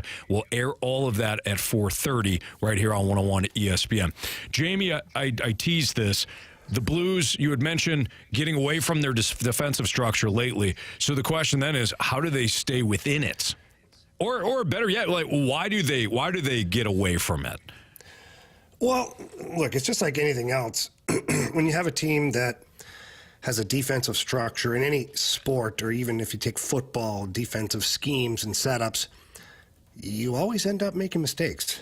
At some point, there's a mistake that's made. At some point, it gets a little bit loosey-goosey, and you're not airtight like you needed to be. And if you look at the start of the season for the Blues, they were pretty airtight. I mean, they were keeping opponents off the scoreboard. Jordan Binnington was playing very well. They weren't putting a lot of pucks in the net offensively, but defensively, it was what they wanted to see. You have these ebbs and flows throughout the season, and it's important that the coaches recognize when those, we'll call them the off-ramps, start to happen, because you have to nip it in the bud. And I think that that's what the Blues coaching staff did. You could argue, well, how come it took so long? It was only like 3 games where it kind of went sideways off the rails. And sometimes you try to think to yourself as a coaching staff, is it the system? Is it the players? Is it the goaltending? Like, what is actually the problem here? And then when you step back, this coaching staff was able to say, yeah, we've gotten a little too loose in our defensive coverage. And it starts in the offensive zone. And when the Blues have been successful this season, and we've seen it a lot more than we did last year, is the defenseman able to hold the blue line, keep the puck in, keep the offense driving. The only way they keep that in is if they have a good F3, which is the high forward in the offensive zone. Without getting complicated and technical, it's just the forward that's staying up high, top of the circles in between the defensemen, so that the defenseman can go down and pinch or join the offense, and the forward will support him defensively. Well, when that guy gets a little too low, and then there's a gap between the forwards and the defensemen with nobody in the middle of that gap, other teams can create offense. They can create good breakouts. They can create speed through the neutral zone, because you can't really take away the middle of the ice if you don't have a player there. Yeah. And that's kind of what happened. And then it leaked into the defensive zone to where, Blues were starting to give up some of the opportunities that they gave up last year. Some backdoor tap-ins, some guys left all alone in the middle of the house, uncovered for goals. And then there were some times where some leaky goals, meaning that the goaltenders would probably like a few of those back. And that's how you get to a team that needs to reboot the computer defensively. And so Craig Berube and the staff went to work with the video and practices and identifying where the problems were. And I think they did a good job of bouncing back against the Chicago Blackhawks team. I know they're not the best team in the league, but they were the team that were on your schedule that you needed to beat. Right. And you did so. Jamie, on that note, you and I had a conversation last week about, or maybe it was before the Sharks game. And you and I were talking about how this is less about a quote-unquote trap game because the Sharks aren't very good, and it wound up kind of being that. But the Sharks aren't very good. Congratulations, Andy. I'm not the Sharks fan. It's about the Blues. It's about the Blues. It's about the Blues staying within themselves. That's how I feel now moving forward when it comes to most opponents. I realize I'm not naive to think that they have the same amount of talent as the Avalanche or the Bruins or some of the top teams in the league. They don't. But when it comes to most of the league, I think it's about the Blues staying within that structure that you're talking about and not beating themselves. And when they don't do that, I think they have more than enough scoring and certainly good goaltending, the Nashville game aside. More than enough goaltending. If they can stay within that structure and just do what the hell the coaching staff has asked them to do, they're going to be a playoff team. They might be, they'd be a wild card team, but they're going to be a playoff team. These players know, too, because you've beaten the Avalanche this year. You shut out the Tampa Bay Lightning. Like, you've beaten some pretty damn good opponents playing your defensive structure. So the fact that it was the Chicago Blackhawks, it's just irrelevant to me because you actually have proven it against better teams. Mm-hmm. So now even an Anaheim team that's got a lot of young, youthful players with good scoring ability, and they go in there and win that game. Look, this season is going to be a season where you need a lot of hard work on a consistent basis and a solid amount of commitment to playing good defensive hockey if you're going to make the playoffs. Absolutely. And if this team is close come trade deadline time, not close to like being a division winner, if they're in the playoff mix, I could see Doug Armstrong looking to add a piece or two to get this team to solidify themselves with a playoff spot. And then in hockey, more than any other sport, if you get in, you have a chance to win. And, the St. Louis Blues, they're a heavy team. They've got good defensive structure, and if Jordan Binnington is on his game, which we know he loves the playoffs, anything is possible. But I do feel like this team is in a pretty good spot right now. That's Jamie Rivers. I'm Anthony Stalter, and we got the Gauntlet next on 101 ESPN.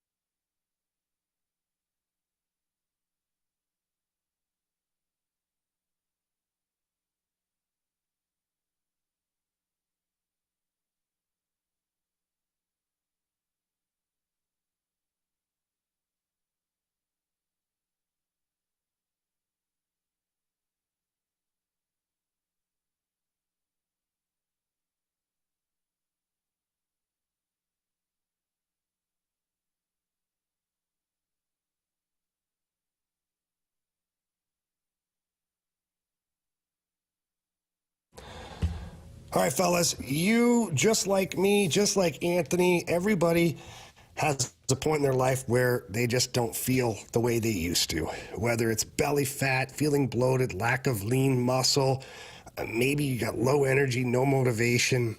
These are all signs of low testosterone.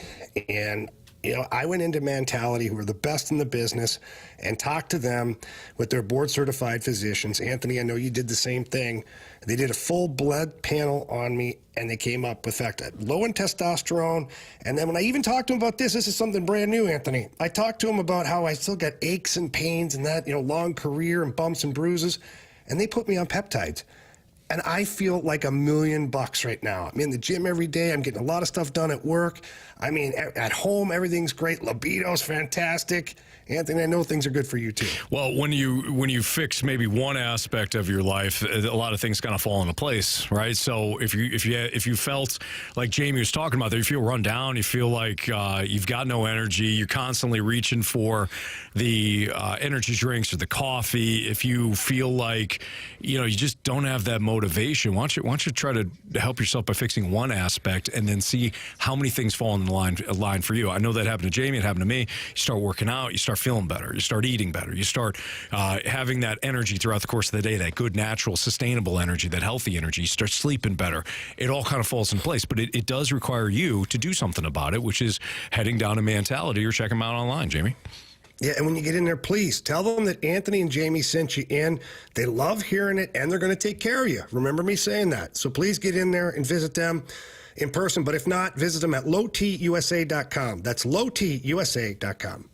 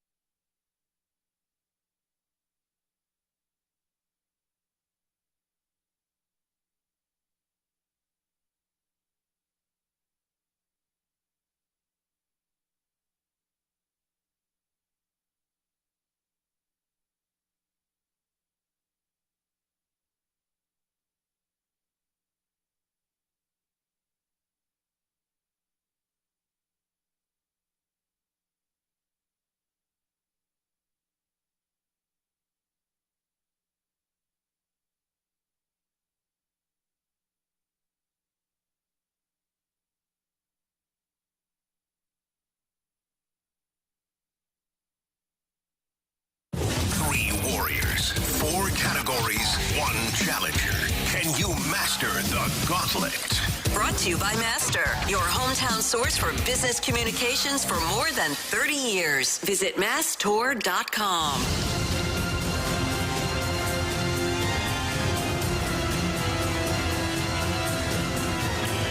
Time for the gauntlet here in the Fast Lane on 101 ESPN 404. Your time check is brought to you by Clarkson Jewelers, an officially licensed Rolex jeweler. Before we get to Mike, just a reminder that in less than a half hour, we will air the press conference for the Cardinals as they likely announce the signing of Sonny Gray. So 4:30, we'll air that press conference. Exciting. We'll react to whatever happens after that. Mike now joins us. Mike beats Marsh in football in round 1. He's back for round 2. And Mike will take on either Jamie or me. But, Mike, you chose the category, so you get to choose the category again today. What would you like to do? Slight correction. I chose baseball. So today I'm going to pick football. Okay, there you go. So thank you, Mike, for the correction on that. So you chose baseball. Now you're choosing We'll have to football. fact check Mike on that one. Andrew, am I correct? I believe him. Yeah, because I had Joe Torre question. I had an MVP question. Yeah, it was definitely baseball. Checks out. You seem kind of prepared, Mike. I don't know. You're shady. All right, so Mike, since you went with the category, the wheel will choose either Jamie or me. Go ahead and tell Marsh to spin that wheel. Marshy, spin that wheel. It's very likely to be Jamie because the wheel loves Jamie to play football. And he loves football. And he loves I do. football. I just don't love college football questions. Give me all the college. And it'll absolutely be Jamie today. I mean, it was dead center. The wheel wasn't even going to toy around. So Jamie is going to take on Mike in round 2, and it will be football. So Jamie, go make your, makeshift cone of silence there in your hotel room, and we'll text you when you're done. Well, I need ice anyways, so I'm going to walk down to the ice machine. You guys just text me, and I can tell you for sure I'm not cheating because last time we did this, I got a score of 0. Goose egg. Just saying. Yeah. Yep. No, Jamie, that was great. You're a man of integrity. You're a lot of things, Jamie, but you're a man of integrity.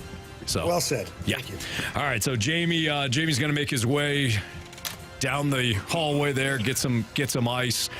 As he is in Minnesota.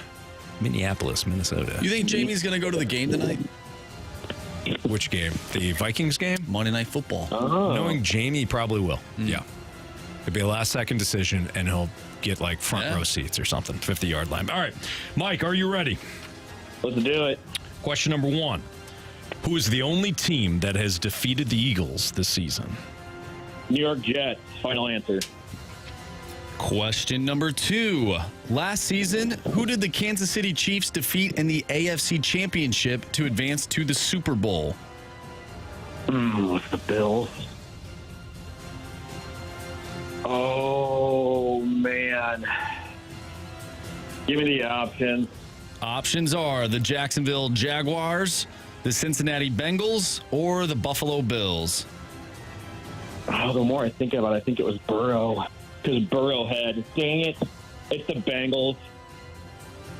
Bengals, final answer. All right, Mike, question 3. The 4 teams in the college football playoffs last year were Georgia, TCU, Ohio State, and which other team? Give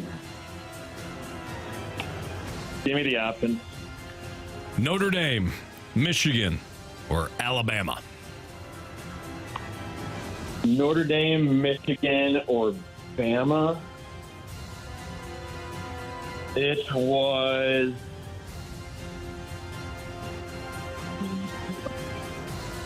I believe it was Michigan. Final answer. And question number 4. Jerry Rice's son, Brendan Rice, is currently a wide receiver at which university? USC. Final answer. All right. I'll text Jamie right now. Mike, how you feeling? I feel like I got them all, so feeling pretty darn good. Okay. Texting Jamie now. Totaling up your score. Okay. So Mike is one of 4 remaining contestants, right? Yes, there are 4 remaining in round 2, and that is counting Mike. All right, so thus far. All right, I'm back. All right, Jamie. How'd Mike do? Marsh? Pack a lunch, Jamie. Damn it. As you know, Jamie, your category today is football. Here we go. Question number 1. Who is the only team that has defeated the Eagles this season? Oh, wow. It was a horse bleep team, too. Was it the Arizona Cardinals?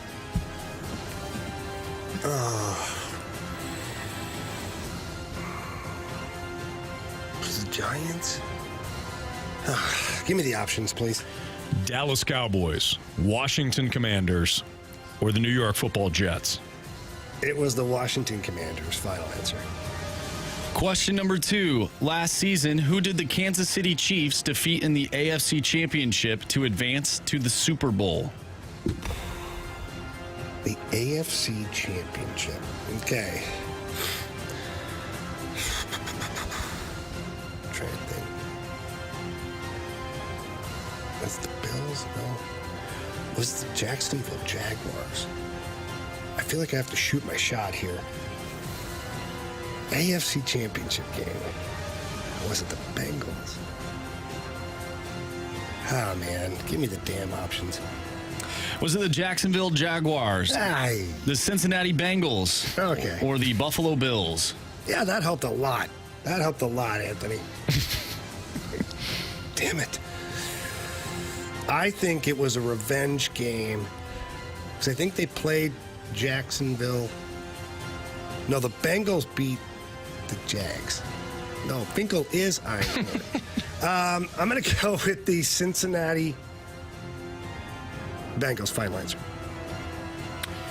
Question 3, Jamie. The 4 teams in the college football playoffs last year were Georgia, TCU, Ohio State, and which other team? Michigan. Final answer.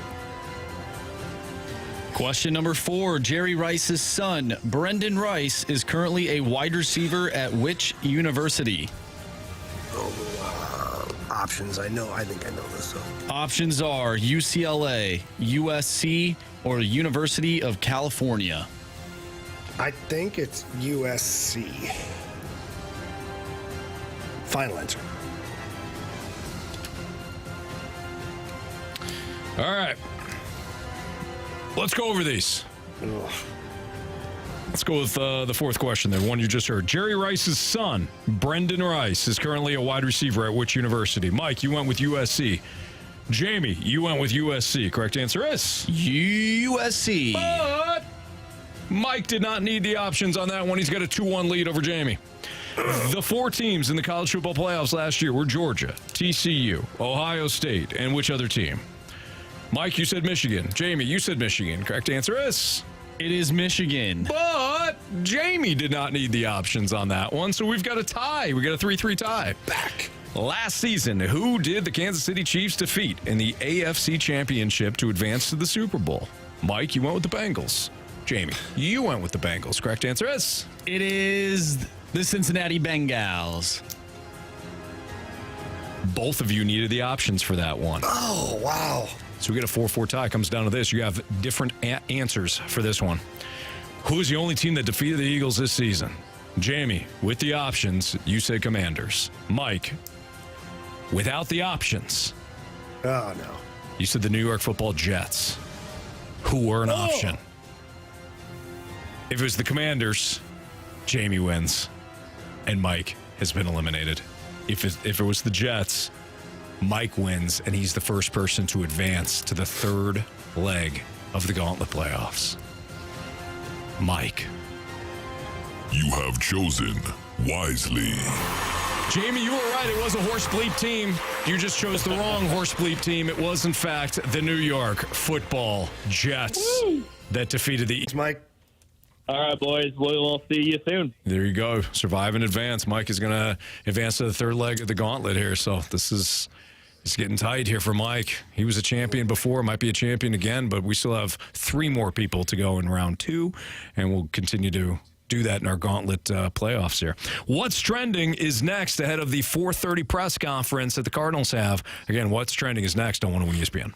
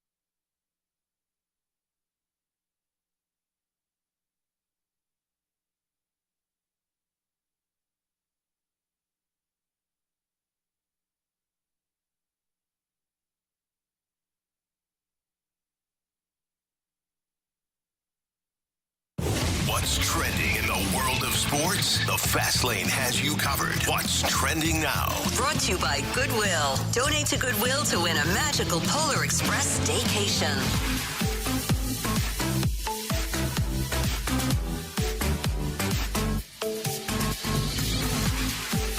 Welcome back to the Fast Lane here on 101 ESPN. Anthony Stalter, Jamie Rivers, I'm Andrew Marsh, and it's time for What's Trending. Gentlemen, Sonny Gray, 3 years, $75 million for the St. Louis Cardinals. And we got a press conference coming up in about 10 minutes.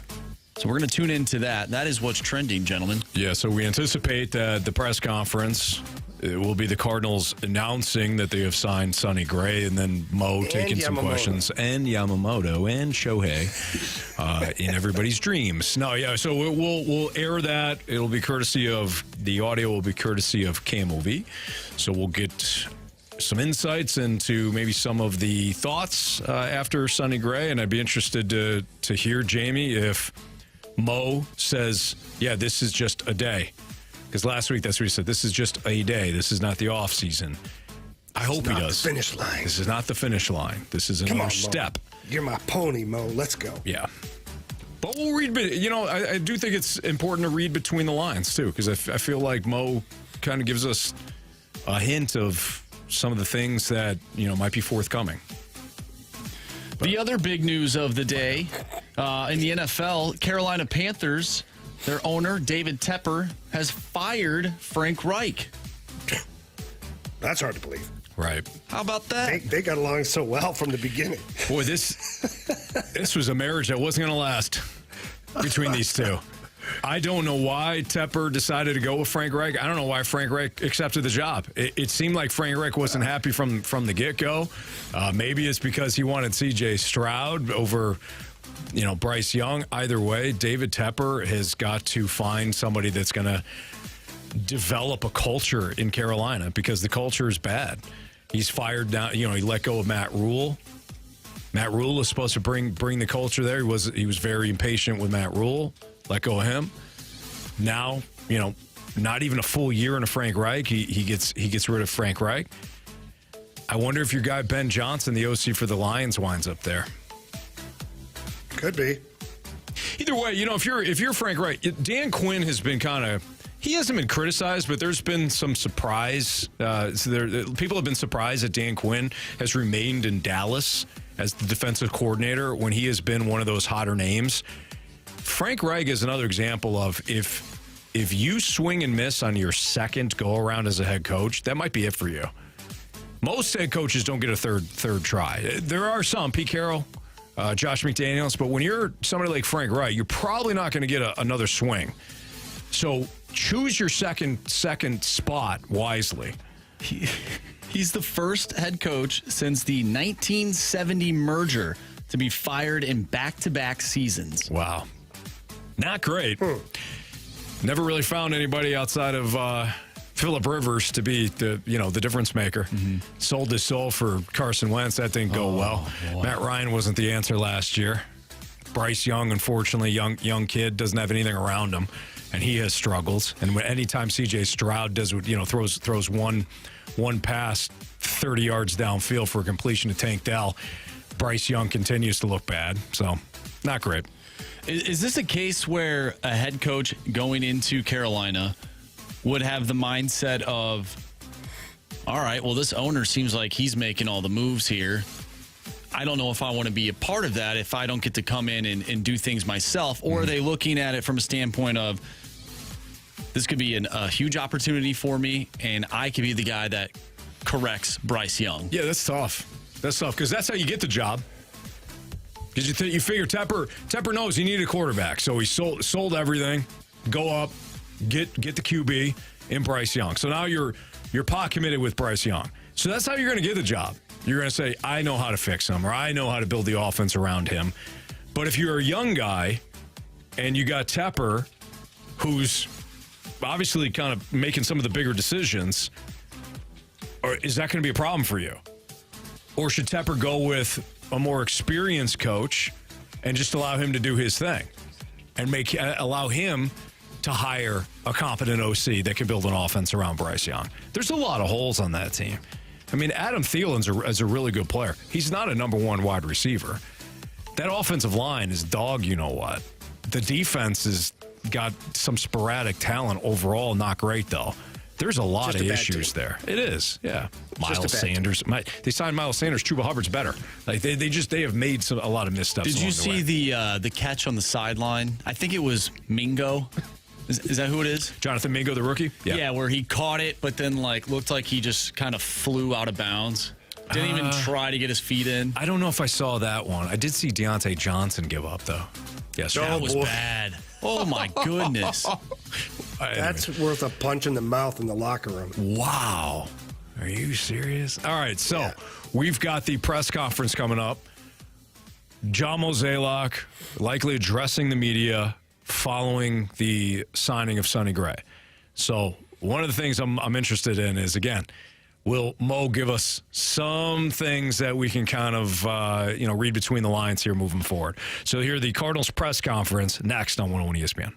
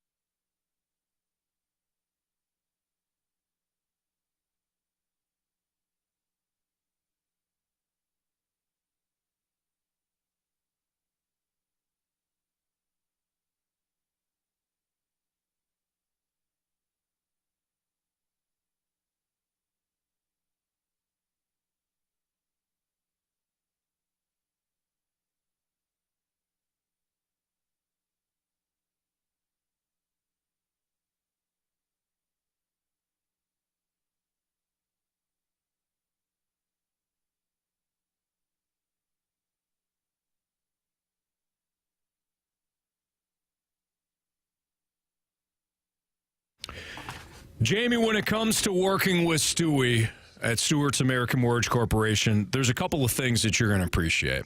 And this is something that you and I know personally. One, you're going to appreciate that he's local. Because when you're starting to, you're starting the loan process or you're trying to find a house, trying to get the loan in place, working with somebody out of town nationally is a pain in the rear end. Working with Stewie, who's local, who understands the rates, understands how the economy's facing St. Louis, you're going to appreciate that. The second thing you're going to appreciate is customer service. He hands out his personal cell phone number, so you call him and you don't have to worry about press 1, press 2, press 3, waiting on hold for 45 minutes. The other thing you're going to appreciate is he's going to save you money over the course of the loan, but you do have to pick up the phone and either call or text him, Jamie. Yeah, look, Stewie has tremendous ideas all the time, and every idea is geared around trying to help all of his customers save money on whatever it is, whether refinancing, consolidating debt, or if they're trying to purchase a home. He wants to get you to the closing table, get you the best interest rate possible. He just offers the best customer service in the business, and he prides himself on that. And all you have to do is give him a call or shoot him a text. His personal cell phone number is 314-324-4440. Again, 314-324-4440. Call him, text him, day, night, weekend, doesn't matter. Stewie's our guy. He needs to be your guy. If for some reason you can't remember that number, Anthony, what can they do? You can always Google the bagel loan. NMLS number 226715.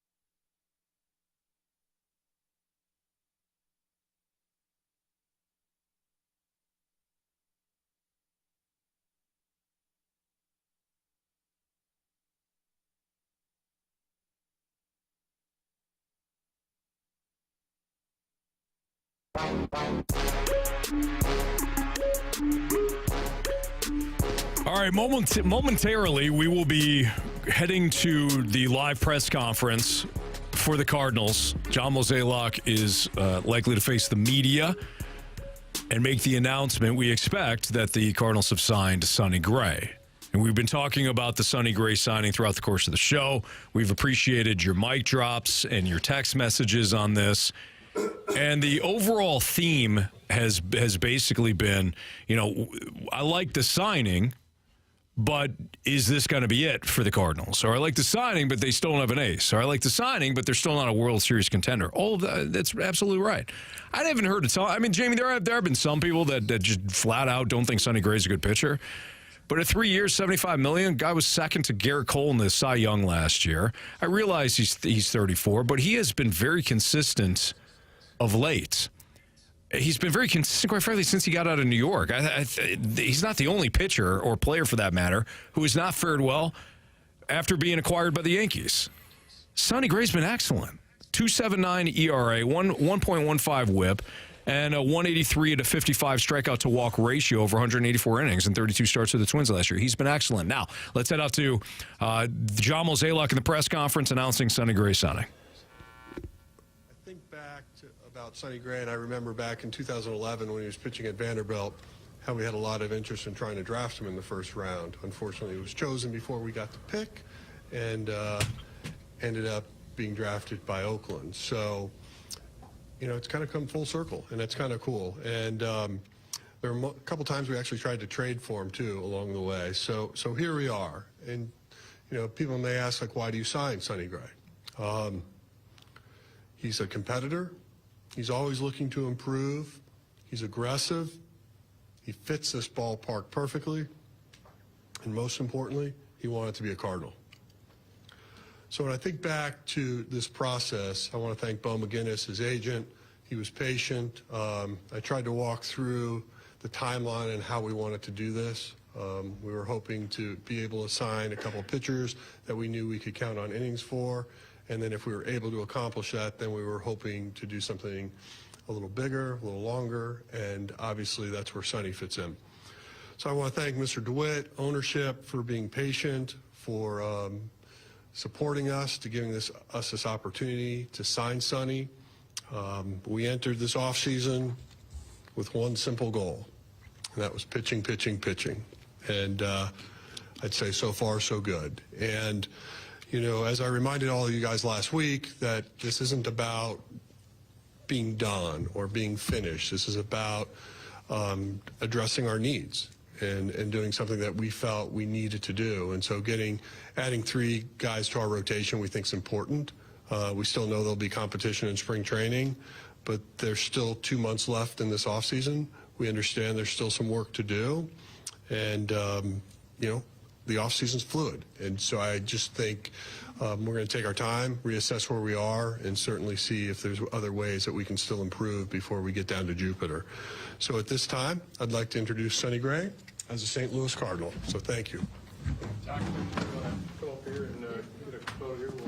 Sonny, I can take a jacket if you want. All right. Yeah, the awkwardness. Yeah. 54. Like it. Bob Last gets flipped request, around. right? Yeah, last one. Ooh. All right.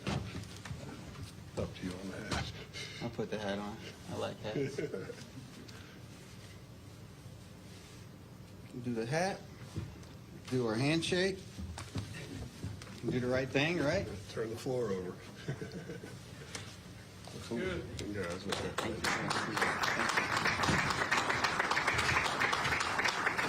All right. Floor's yours. Floor's mine.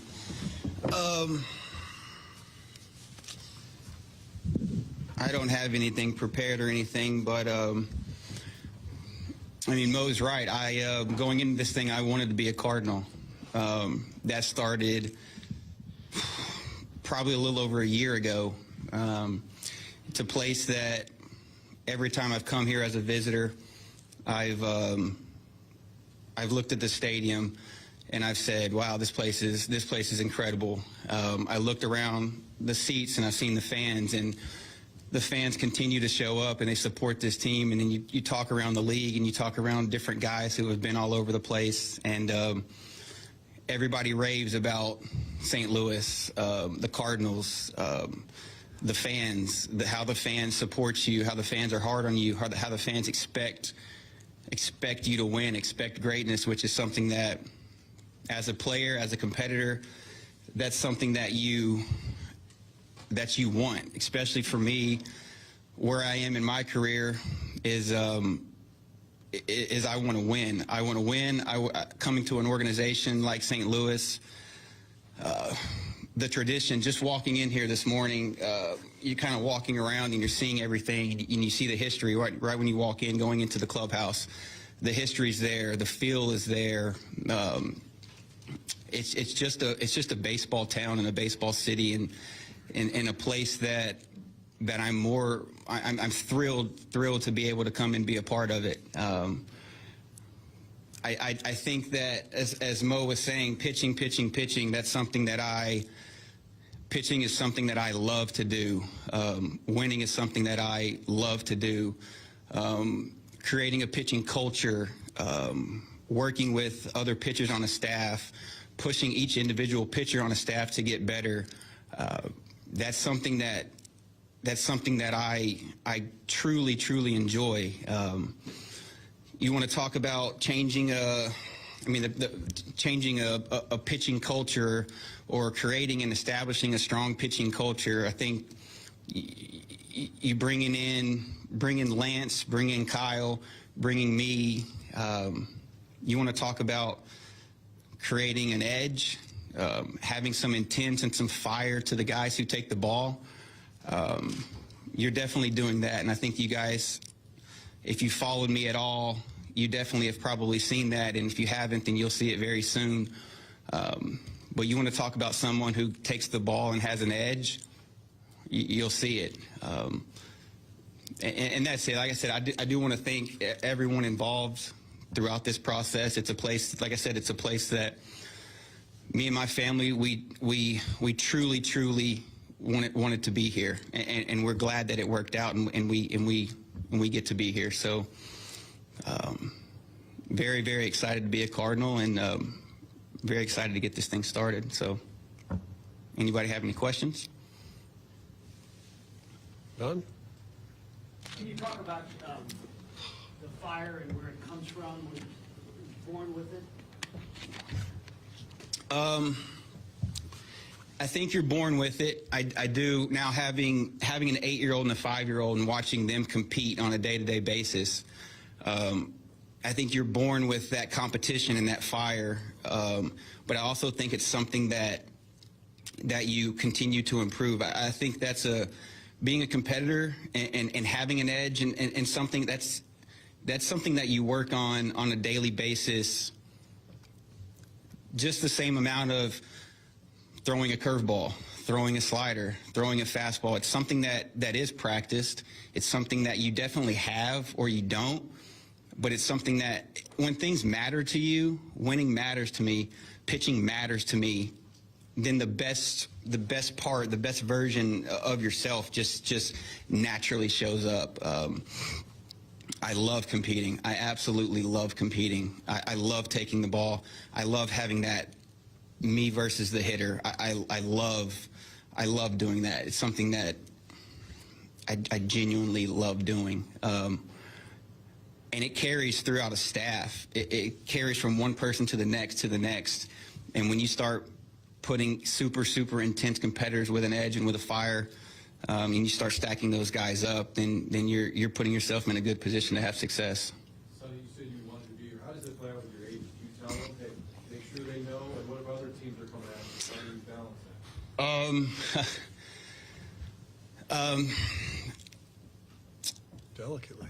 Yeah. I mean, if you could been a fly on the wall or anything in the last week, I said before this thing, I was talking to Bo, and there's a couple of places that I wanted to be, and St. Louis was at the forefront of that.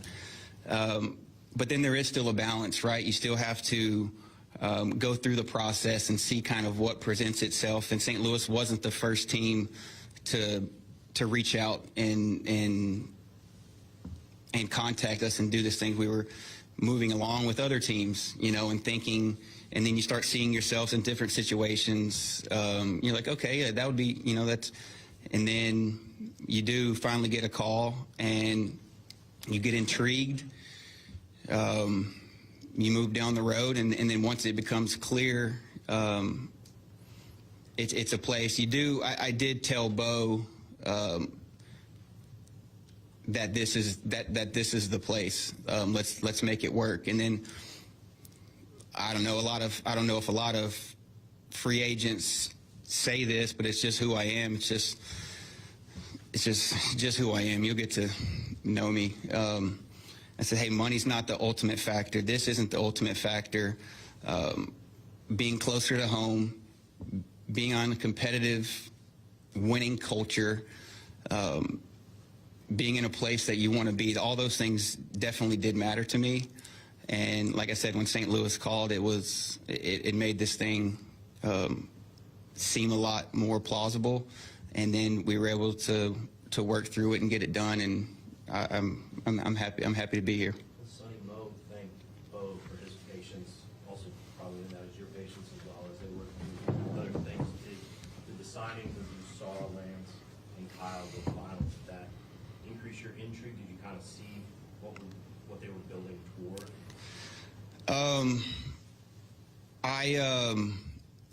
We hadn't, and I don't know if I'm supposed to say this or not, we hadn't talked to the Cardinals before that.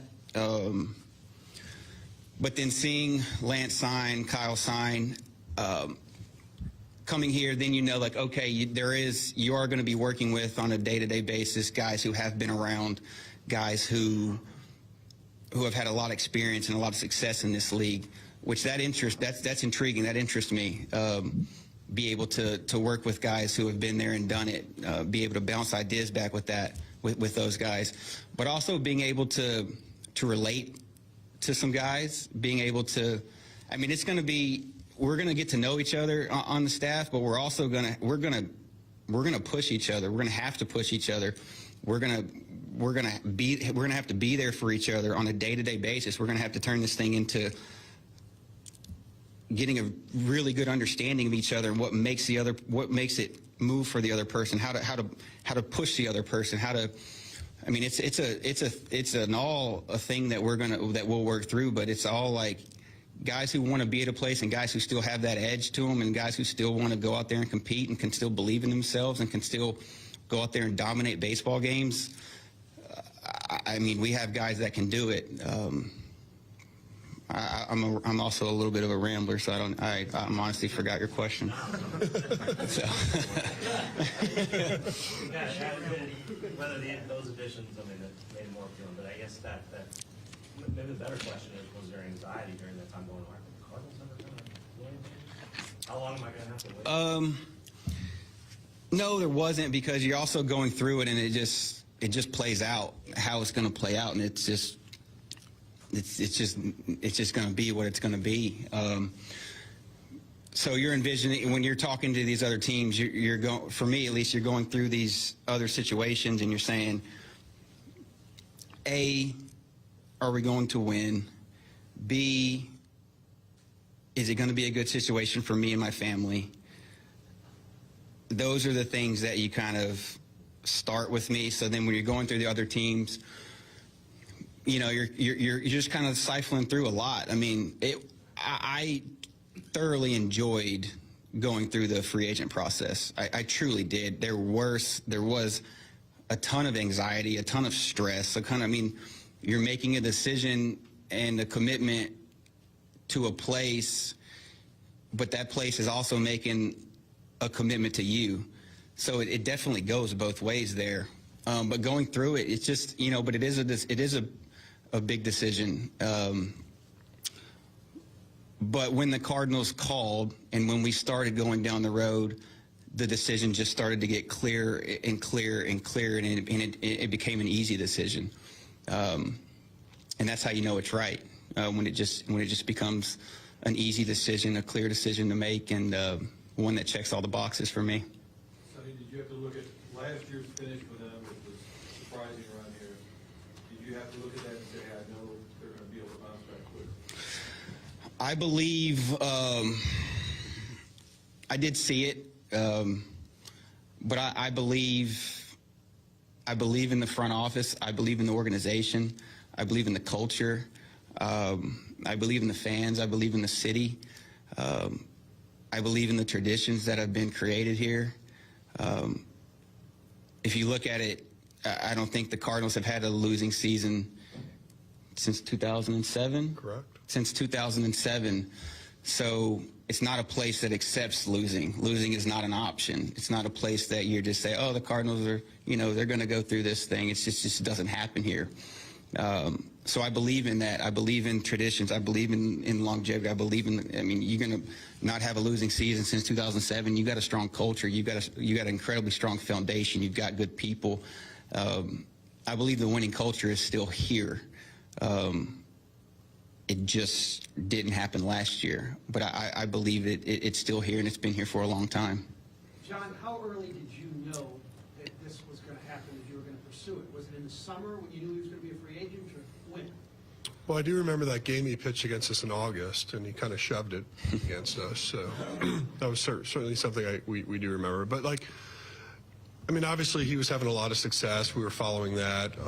You know, you hate to, like, start thinking about your roadmap for how to get better during, like, in August. But, you know, obviously when we hit the offseason, we knew that he was going to be someone of high interest. You know, you go back to the general manager meetings. We met with Bo.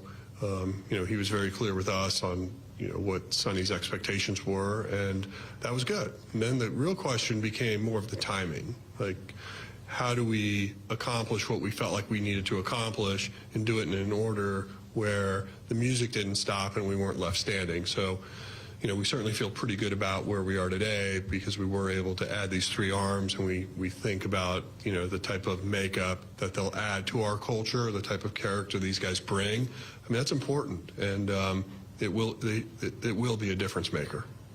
So you're talking about the dynamic within the pitching staff, so that culture, the edge, that sort of a group, though. Why is that such an important thing to you? It seems like it's an important thing to you. Is that just from past experience, or what makes that such a factor? I've been fortunate throughout my career to be on some really good staffs, and those staffs, you have it. You have it. You have to be able to push each other. You have to be able to challenge each other. You have to be able to call each other out. You have to be able to lean on one another when a member of your staff is feeling some type of way. You've got to be there for them, but you've also got to be there for them when they're feeling the other type of way. You got to bring them down, you got to push them up, but I expect those guys to do the same thing for me. you have to instill the utmost confidence in yourself if you want to go out there and be successful. You can't just go into this thing and you can't be a good pitcher and you can't have success and you can't be a good staff if you just kind of like, if you don't believe it, if you're just kind of halfway in, you're gonna get halfway results. I mean, it's just what I believe in. It's just who I am. It's just how I live my life. It's just, I don't know. It's just who I am, and it just comes out when I get around baseball and when I talk baseball or when I pitch and when I do stuff. I mean, you have to, it takes a lot. Like, it takes a lot to be great. And I also know that one pitcher doesn't make a team win. You got to have everyone. You got to have every guy on the staff, bullpen. You've all got to be pulling in the same direction and have a common goal and have a common belief. And I'm a big believer in, like, me versus you, having that mentality, having that you won't see me take the ball out there, and some people do. That's not who I am. You won't see me out there taking the ball and smiling to the hitters and telling them, like, how you doing? Like, hope you had a good night or whatever, right? It's just not. You're gonna see that's the complete opposite. I believe in the competition. I believe in the competition of the hitter, of the hitter and the pitcher, and then the catcher as well. Like, that relationship, that all is incredibly important. You've got to be willing to be in the fight together as a whole unit, as a staff, like when Lance pitches, you have to be invested into that game. When Miles pitches, you're invested into that game. I'm invested into his outcomes. I'm invested into what we've worked on throughout the week, seeing it translate. And if it's not, being able to know that, hey, we collectively have all put in the work to have success. So now I'm here. I'm going to be here for you. You're going to be here for me when it plays out and when it doesn't. And if it doesn't, then we'll continue to figure it out. So it's like you invested into each other because you're around each other so much. You see the work that they're putting in. So now when it's time, you also have to be there to support each and every person on the staff in different ways. It truly is like a brotherhood, a bond that everyone just has with each other. Did you talk to an existing player in the roster before you made your final decision? A current player, like existing means current? Yeah, or a past player before you made your decision. So I've been in touch with Wainwright quite a bit. I have been in touch with a few other players as well. And so I've been talking into making a decision easy. Every player raved about St. Louis. Every player in every aspect of what goes into this, like all the things, not just the baseball things. So I was in touch with a few people, yes. What's been the key to how you've evolved over the course of your career? We've seen you do different things at different times, and to have like a season like you did last year, how you changed and grown and improved over the course of your career. Some guys not able to do that. Right. I've understood the technology aspect of it. I've been able to incorporate that into my game. I think the main reason is just there's always something next, right? There's always something more. You can always be better at something when it comes to pitching. if you're not constantly trying to improve, then you're not going to improve. I mean, there's always something, right? There's always something that I believe there's always something to chase when it comes to getting better, and there's always a direction to go. There's always something else that you can do better. There's always something that you can do better, and I just try to look for those things throughout my career of what can I be better at? What can I be better at? What can I be better at? But remembering what you're already great at. This is what I'm great at, but what can I be better at? I just think evolving over that, wanting to be good. I never wanted to be one of those guys too that got to a point in their career and then you just kind of like stay there, and like you see all those guys who are like okay and they do good, and then they get to a point and then they just kind of like stay the same or just kind of get a little worse, and it's kind of like, oh, let's just call it and be good with it. Nah, I don't like that. I mean, because there's been so many guys who go through their career and continue to get better, and those are the guys that I watch, and those are the guys that I follow, and that's who I envision me being, and that's who I have been. Sonny, along those lines, talking about getting better, you just finished second in the Cy Young. What can you get better at? We can win the final game. We can win the final game. I went through a lull earlier in the season of walking guys, and then I made that. I was getting better at that. I can continue to make the right decisions and to do the right things for myself and my body, and put my body in a good position to stay successful and to stay strong. I think you can always continue to get better at that. So I started taking I kind of lost my sinker a little bit last year because I started throwing four seams. So I was going four seam, cutter, slider, curveball. So I was getting my hand in the supinated position a lot more. So then I kind of lost my sinker. That started getting better at the end of the season. So I can figure out a way to transition from being so supinated all the time to then getting back to behind the ball and on top of the ball, and then just knowing that each pitch is an individual separate pitch. So getting better at hand manipulation. All right, that is Sonny Gray speaking right now. That audio courtesy of KMOV. And if you wanted to hear Sonny Gray break down all of his arsenal, you can at some point. But we do want to react to what we just heard from Sonny Gray. A little bit of Mo early on, but mostly Gray. So we'll react to what we just heard next on 101 ESPN.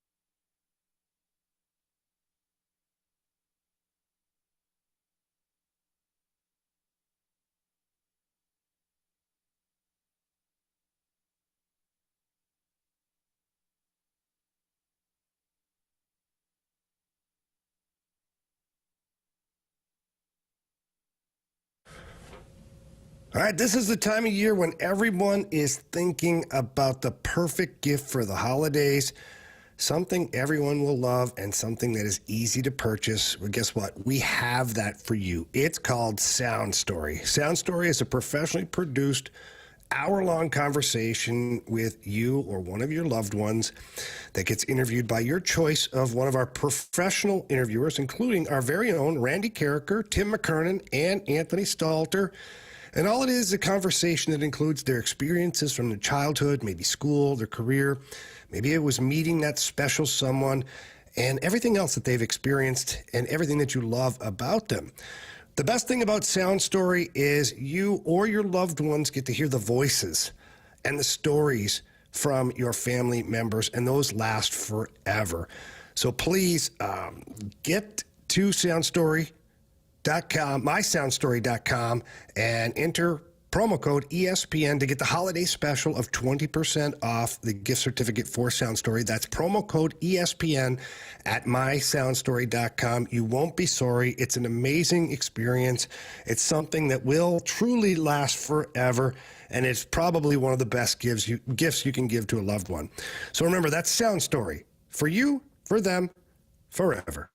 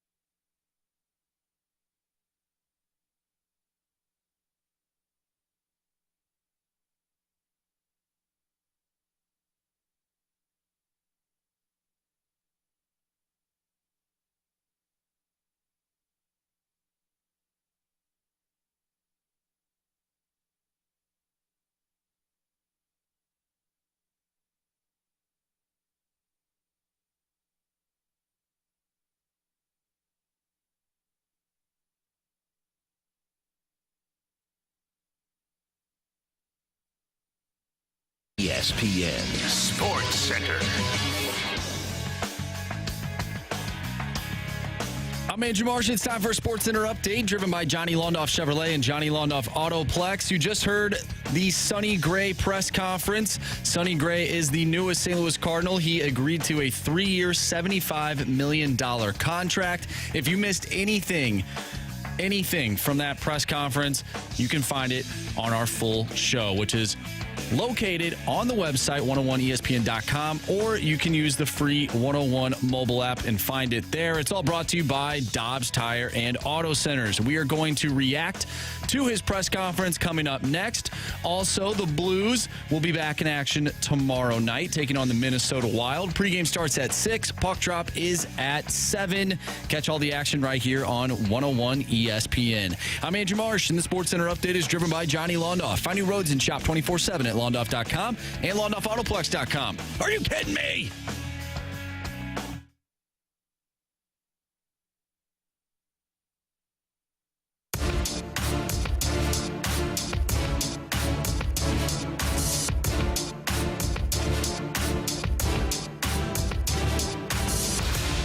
504, your time check is brought to you by Clarkson Jewelers, an officially licensed Rolex jeweler. It's the Fast Lane with Jamie Rivers, Andrew Marsh. I'm Anthony Stalter. You just heard Sonny Gray, apparently he's still talking. Just heard Sonny Gray in the announcement. Sonny had a lot to say. He's a rambler. He told you that. And he said it too, which I thought was kind of endearing. He said, "Yeah, I don't have anything really prepared. I tend to ramble." Imagine if he did. And then say, "Yeah, well, he might have been more concise." But look, he's a pitcher. Nobody expects him to be a public speaker or motivational, speaker or anything like that. There's a couple of things. I was motivated. There's a couple of things that kept coming up, Jamie. We get the question, not a lot, but we get the question, that drumbeat consistently, a couple of times each offseason, a couple of times during the season. Do players still want to be here? Do players still want to come here, I should say, not be here, but come here? He said it multiple times.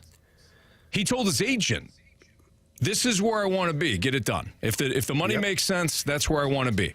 And the agent got a deal done, and we got some text messages. Well, of course he wanted to be here. They gave him ace money. No, they didn't. They didn't give him ace money. Not for 3 years.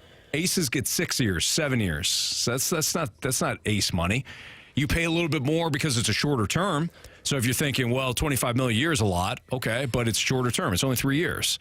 Think about the deal that Aaron Nola got.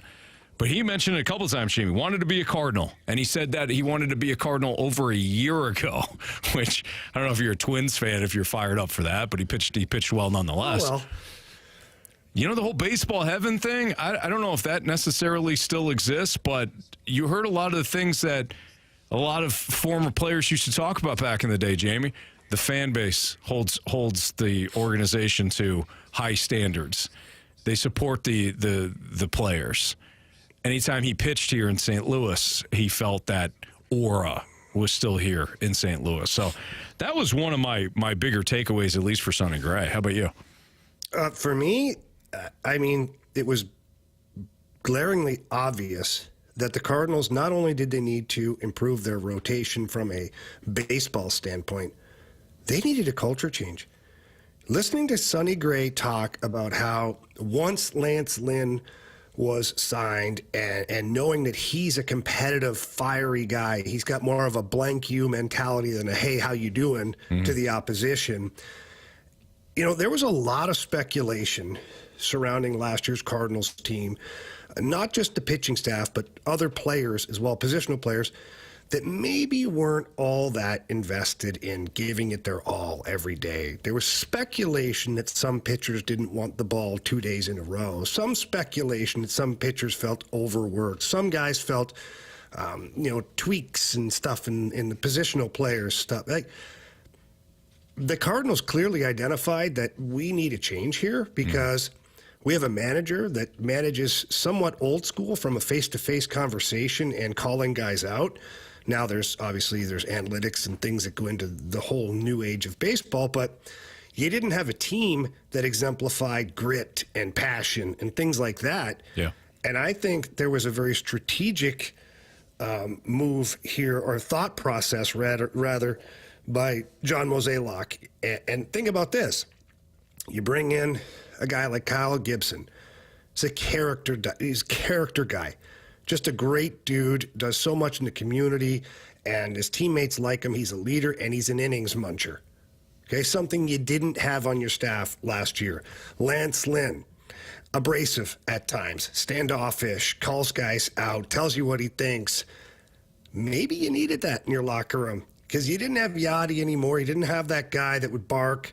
So imagine a young guy, young pitcher, let's say, says, I don't think I can take the ball 2 days in a row. And you got to look over at Lance Lynn, who's looking down at you saying, Really? Good point. Really, bro? You don't want the ball? Bull, here's the ball, and throws it off his forehead. Like, you know what I'm saying? And now you went and signed a guy like Sonny Gray, who, based on what he's saying about himself, is very much the same way. Yeah. He's very much going to work together with the staff, but also call out things that he doesn't like. And he seems like a really competitive dude. So the signings aren't always about the actual player. Sometimes it's more about the culture and the attitude that those guys bring. Yeah, and they have a good balance. Lance Lynn and Sonny Gray might fall more into that bulldog category. We knew that about Lance Lynn. I fully admit I didn't really know that about Sonny Gray, and we'll see if that manifests next year. On the other side, Kyle Gibson, who you know very well, who BT knows very well, stand-up guy, great in the community, kind of steadying presence. So you got a good balance there. I agree, Jamie. I think from a culture standpoint, you're right. And that is one thing we tend to put a lot of emphasis on. And then when a signing is made, we only want to talk about the dollar amount and the stats and things like that. From Mo's standpoint, he didn't talk very much. And maybe he addressed the media a little bit more once we signed off. But he had talked about Sonny Gray wanting to be a Cardinal. He also said that about Lance Lynn and Kyle Gibson last week.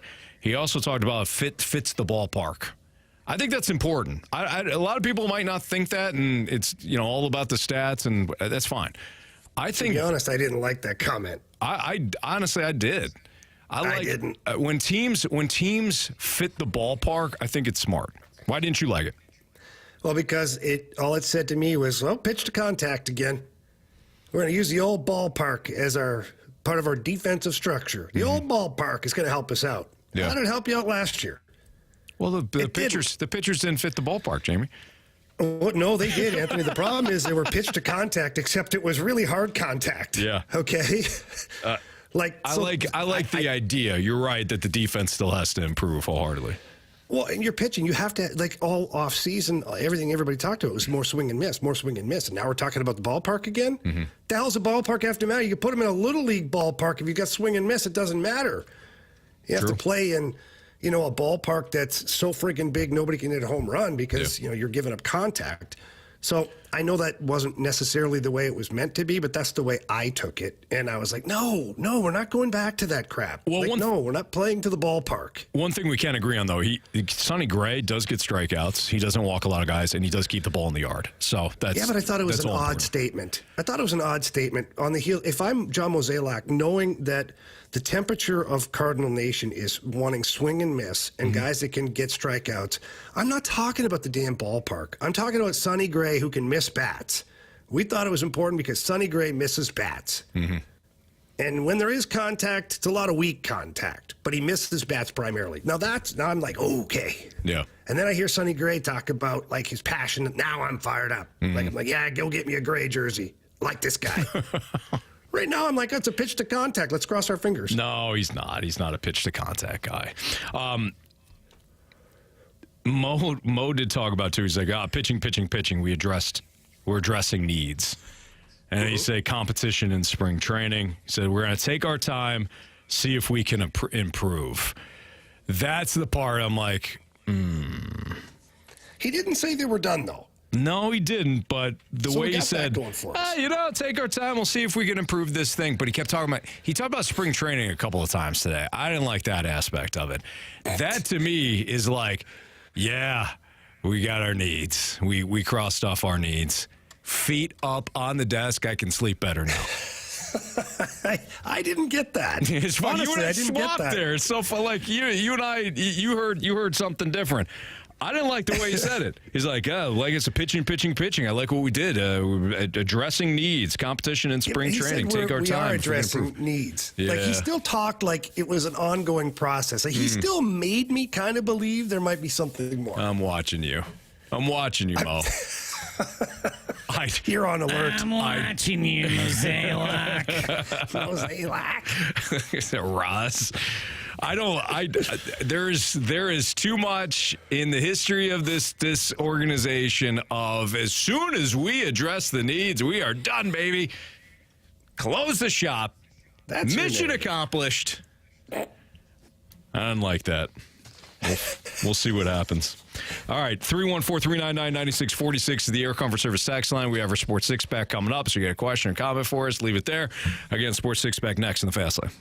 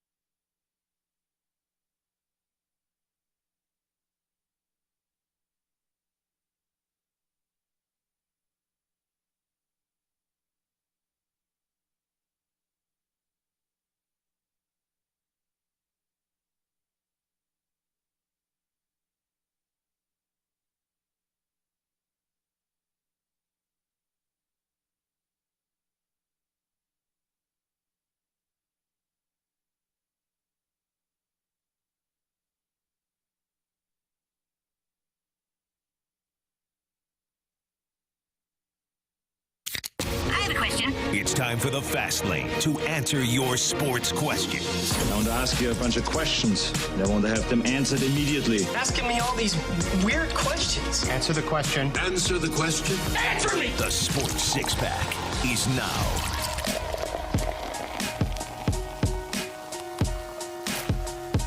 So apparently when we had signed off from the KMOV feed, because Sonny Gray was still addressing the media, John Mozeliak was asked whether or not he would explore trades, and he said yes. So maybe they're not done, Jamie. So you're saying there's a chance? Yeah, slight, probably. Air Comfort Service tax line is 314-399-9646. If you have a question for us, that's where to send it for a Sports Six-Pack. Marsh, go. Question number 1. From the 314, serious question. Sonny Gray just got second place in the Cy Young voting, but everyone says he's not a number 1. Why? I'm not saying he's not a number 1. I don't think he's an ace. When I think of ace, I think of Garrett Cole. I think of Spencer Strider. I think of, and I know that Gray finished second to Garrett Cole in the Cy Young, but I mean, my definition of an ace is somebody that every 5 days consistently shoves. I think Sonny Gray is your number 1 right now. I just wouldn't put him in the ace category. I think when you have an ace, there's no question about it. It's kind of like Hall of Famer. Like there's no debate. He's a Hall of Famer. He's an ace. Is he number 1? Sure. Are we getting technical? Probably. But I think there's very few aces right now. Sonny Gray's your number 1. That's where I'm at, Jamie. Yeah, me too. I feel the same way. I felt the exact same way from the beginning regarding Sonny Gray, that whenever the Cardinals get him, or if they did get him, that he was a number 1 or a number 2, not an ace. Mm-hmm. And so, nothing's changed, my opinion, on that. Yeah. Question number 2. From the 636, are Anthony's Falcons going to make the playoffs? 3-0 versus the division this year. Marsh might win the Waffle House Challenge, but Anthony might get the division title. No. No, I don't think so. I think eventually the Saints will still, emerge victorious in the NFC South. Desmond Ridder is equal parts terrible and pretty good, Jamie. Like, there are throws that he makes directly to the other team where I go, wow, this guy can't play football. And then he makes throws like he did yesterday to Bijan Robinson to basically win it. And I go, wow, this guy might not be half bad. There's no in between with this dude. Those guys are the worst. They are. Anthony. They're the worst. They're the worst. I've seen those players. I've called those players poison before. Mm-hmm. You've heard me say that. Yes, I have. Because they show you a level that you're like, oh my goodness, this guy's a player. And then it disappears for like 3, 4, 5 games. Yeah. And then it reappears just as you're ready to quit on that player. He throws another dime, and you're like, whoa, this guy. Maybe if we work a little more with this guy. No, it's poison. Get away from it. I mean, he's a turnover machine, and he also makes kind of some big throws in fourth quarters of games. It's weird. Good for him. But, I mean, I know they beat the Saints yesterday. I was surprised. I really was. They usually split with the Saints. They probably still will, but this is still the same team that lost to the Cardinals. They lost to Joshua Dobbs the moment he got off the plane to Minnesota. Didn't know his playbook, didn't know the teammates, and still beat them. Same team that Will Levis is no longer the second coming of Dan Marino and Brett Favre because he's not facing the Falcons. Like, still a team that has blown those games. But the Texans are right; they are undefeated in the division, so maybe they'll take the Buccaneers path and host a playoff game against the Dallas Cowboys with a losing record. Yikes. No, I still think the Saints catch them and surpass them.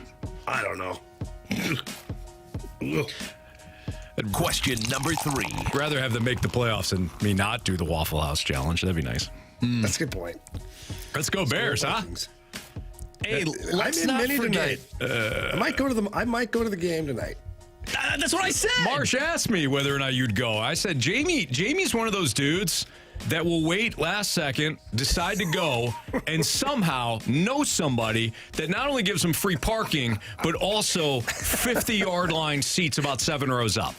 No, I'm going sidelines tonight. I got my media pass. There you go. We'll see Jamie, ESPN, with that crew somehow, and he'll be on the sidelines reporting on Joshua Dobbs. And we're going to send it down to Jamie Rivers. Jamie, what do you think about Josh Dobbs? Oh, God. You guys would flip. You guys would lose it. I would lose it, but I would also be like, that makes sense.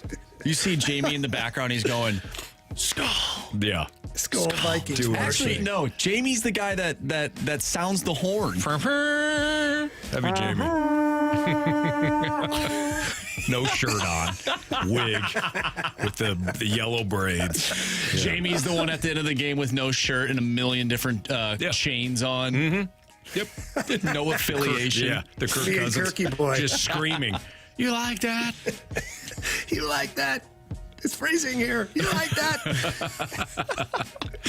All right. Anyways, question number 3 from the 636. Would you prefer the Tigers in Mizzou? Would you prefer Mizzou to play a former Big 12 foe that is entering the SEC, or a dominant Big 10 team who gets left out in the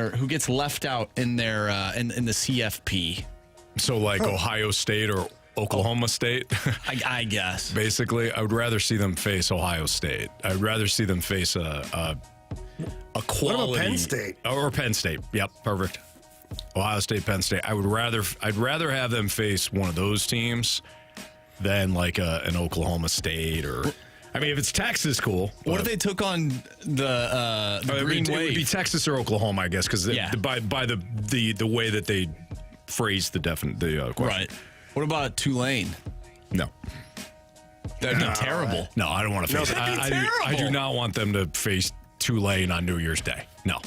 Give me Penn State. Give me Ohio State. Give me Texas. Give me Oklahoma. That'd be fantastic. Let's just, the question is the question, but I'm going to kind of steer this in my own direction. Is I would like for Mizzou to end up playing like the 5th best team in the nation, or the 6th best team in the nation, just to see where they're at. Like, just to see, like, is it even possible that they could have competed in the college football playoff? Yeah. I don't think winning a national championship is in the cards, but how far off is the program? Sure. So that for me would be where I'd like to see Mizzou compete, not to go grab a gimme game in a bowl or whatever, but like the toughest competition they possibly can face, just as a benchmark to see where the program is. Yeah, I think that's a great way to put that. I like that a lot. By the way, if you're tracking like bowl projections at CBS, they've got Mizzou taking on Penn State in Atlanta in the Peach Bowl. So that'd be great. That'd be interesting. Perfect. That's just kind of what I was asking for. Mm-hmm. Don't tell that to the gentleman who was, I believe it's part of On 3 Sports. He has Mizzou not in a New Year's Six Bowl. Get that out of here. Ole Miss. Screw that guy. I mean, Ole Miss can take on Iowa in the Citrus Bowl. That'd be fine. Wow, Anthony. That'll be fine, please. Question 4, please. Question 4, please. Question number 4.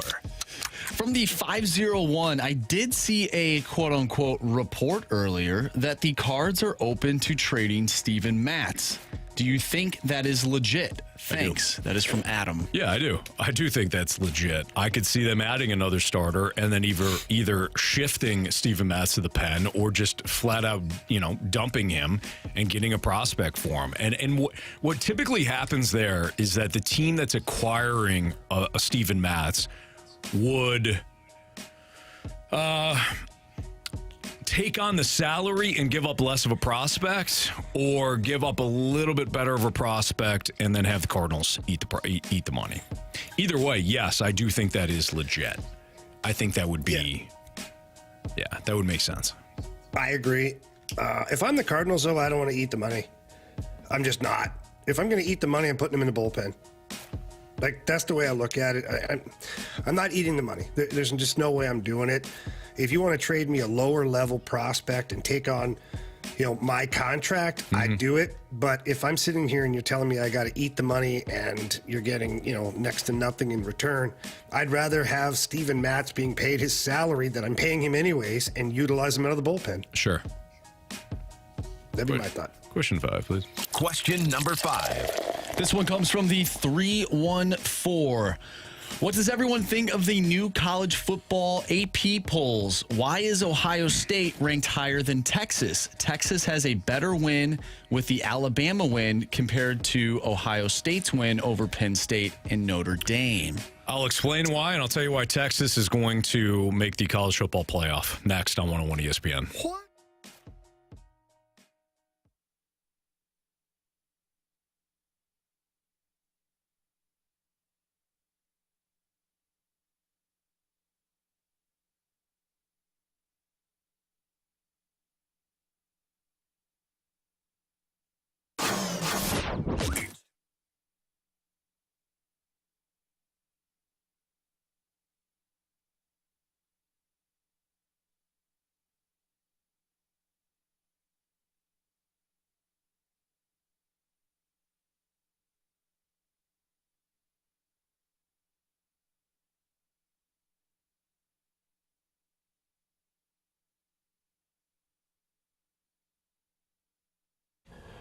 Ooh, it's getting cold outside these days, but FanDuel stays hot. That's right. FanDuel, America's #1 sportsbook, is offering new customers $150 in bonus bets with any winning $5 money line bet. Yes, you heard that correctly.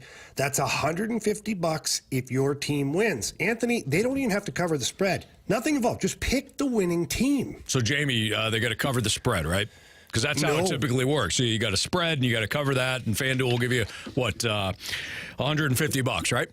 Yeah, no spread. Just pick the winning team. So find the biggest favorite out there. Pick the winner, and you get the $150. So, Jamie, like this weekend, for example, I can just go ahead and take the Dolphins minus 9.5 against the Commanders, and as long as the Dolphins cover the spread, I get the $150. You got it.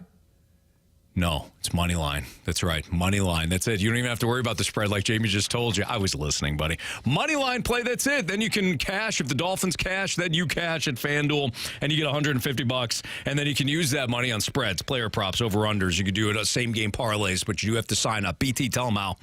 You can do it all over at FanDuel. Go to FanDuel.com/fast and kick off the NFL season. That's FanDuel.com/fast. 21 and over and present in Illinois. First online real money wager. Only $5 pregame money line wager required. $10 first deposit required. Bonus issues non-withdrawable bonus bets that expire 7 days after receipt. See terms at sportsbook.fanduel.com. Gambling problem? Call 1-800-GAMBLER.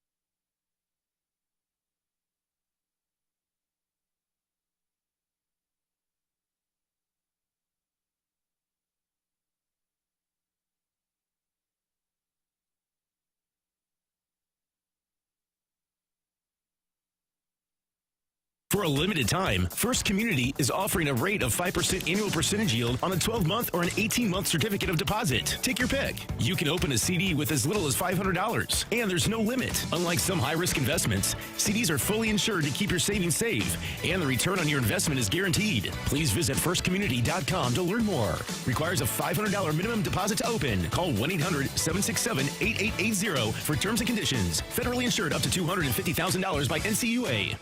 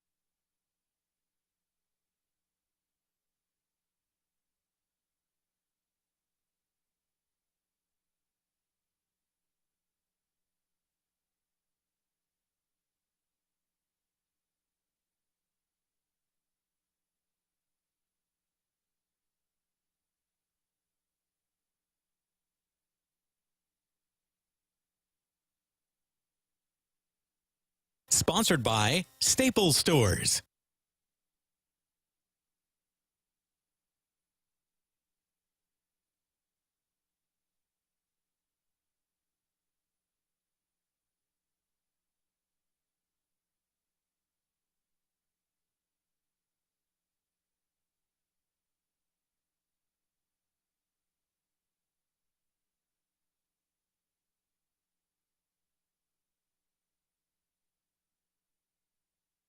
.101 ESPN Sports Center.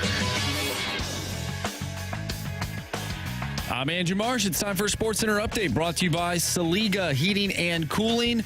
The Cardinals signed Sonny Gray today to a 3-year, $75 million deal. Sonny Gray had a press conference earlier today. If you missed that, we played it right here on 101 ESPN. It'll be on our full show.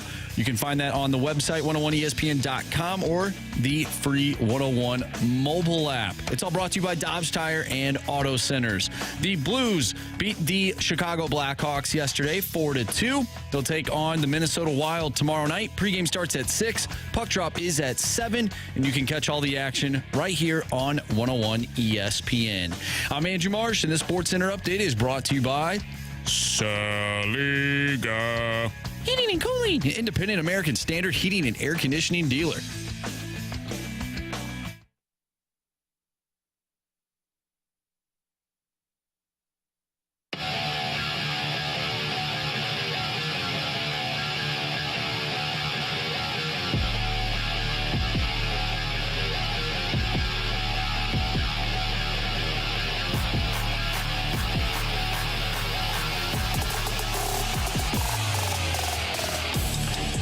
So one of our last questions in the Sports Six-Pack last segment was why the College Football Playoff Committee decided to rank Ohio State over Texas. Ohio State's 11-1. Texas is 11-1.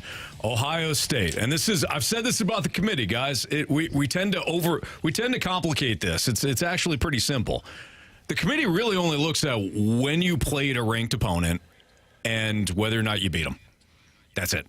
If you got a loss, is it a good loss or a bad loss? Good loss would be against a ranked team. Bad loss would be against an unranked team. We tend to think, oh, well, they're going to get Alabama in because they're Alabama with TV money and all this other.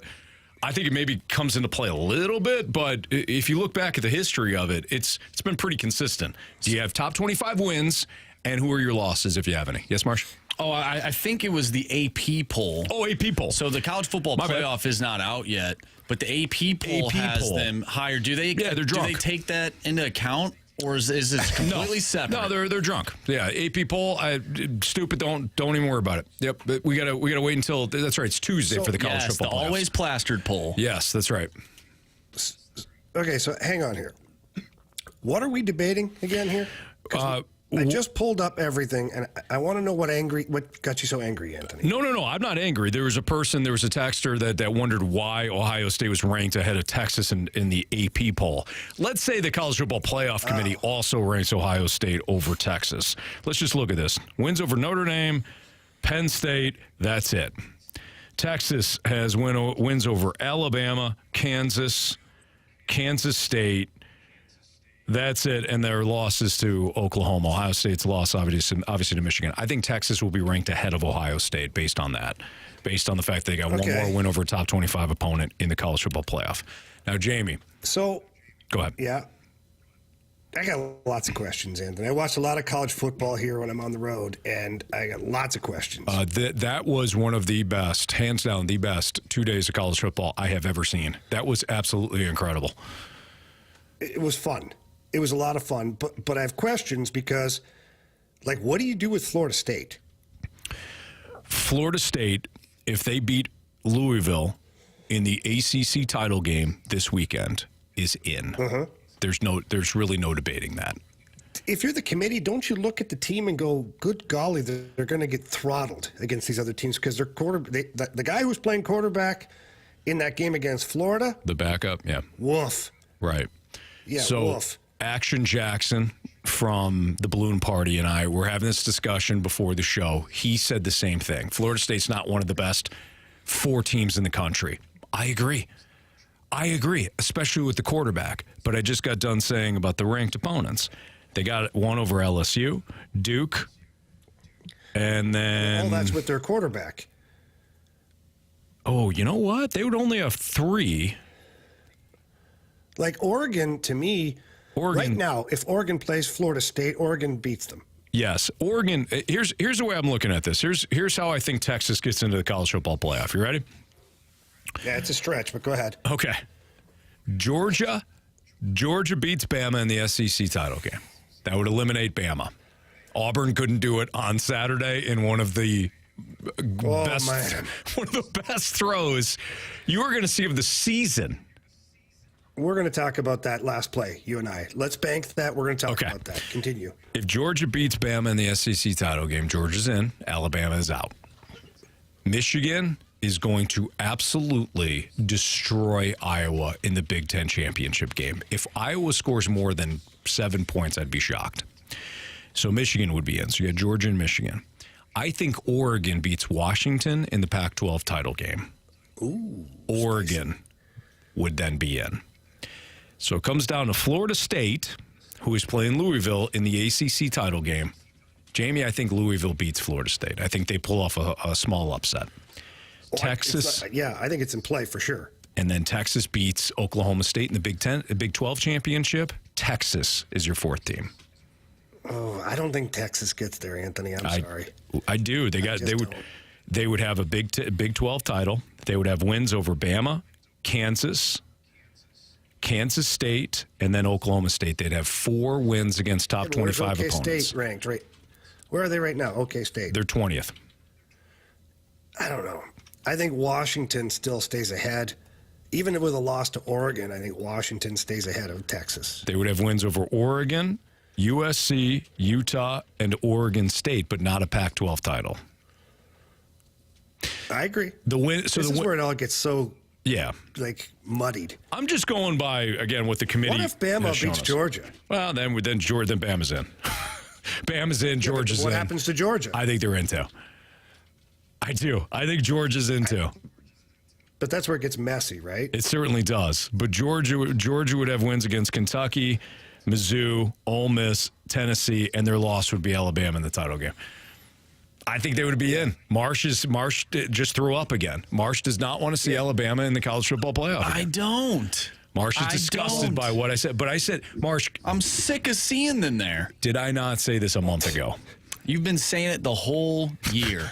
Ever since they lost to Texas, Alabama's not over. You even said before the season started that you think Alabama is a dark horse because nobody was talking about them. Very true. And then they lost to Texas, and then everybody stopped. And then Milroe got better each week, and then he threw an absolute dime in the corner of the end zone against Auburn in the Iron Bowl. in a game they should have lost, but they didn't. And now it's like it's setting up this perfect storm. No, stop it. We need Georgia taking on Texas and Michigan taking on Oregon. That's That'd be fun. That's great. That'd there be you fun. go. Now you have all parties being represented. If Florida State except wins, for the ACC because they stink. If Florida State wins, can you really leave out a 13-0 ACC title champion? No, even with Makes the me backup sick. quarterback. I think they're in. So They're in. So Jamie root for Louisville. Yeah. Well, I mean, hard. Do you remember what happened to Ohio State though? I do. With Cardell Jones. Yes. Yeah, after he won, he also played video games and beat that one kid 99-0. He did. He's a champion. He has no. Hey, he doesn't care who he's no playing. mercy. Exactly. He's taking souls. So, Anthony, real quick, I have to get your take on Auburn, the last play of the game. I don't claim to be a defensive coordinator, nor do I think I could ever get there at this point. But I think I would have had more than two guys pressuring the quarterback. You had two guys that couldn't even, he had forever to make a play. And when you give a team forever, somebody falls, two guys bump into each other, something happens, and clearly this is why would you not rush at least three guys? I know you're spying the quarterback with one guy there. Well, there you go. That's an issue. But why would you spy the damn quarterback? He's 40 yards Exactly. away. That was their problem. That was their problem, Jamie. You're spying in that situation makes no sense. Somebody's got to be able to bring down Milroe within 40 yards. There's no way he can go the distance there to the end zone without somebody reacting and getting it. Jamie, that I agree with. Why they were spying there.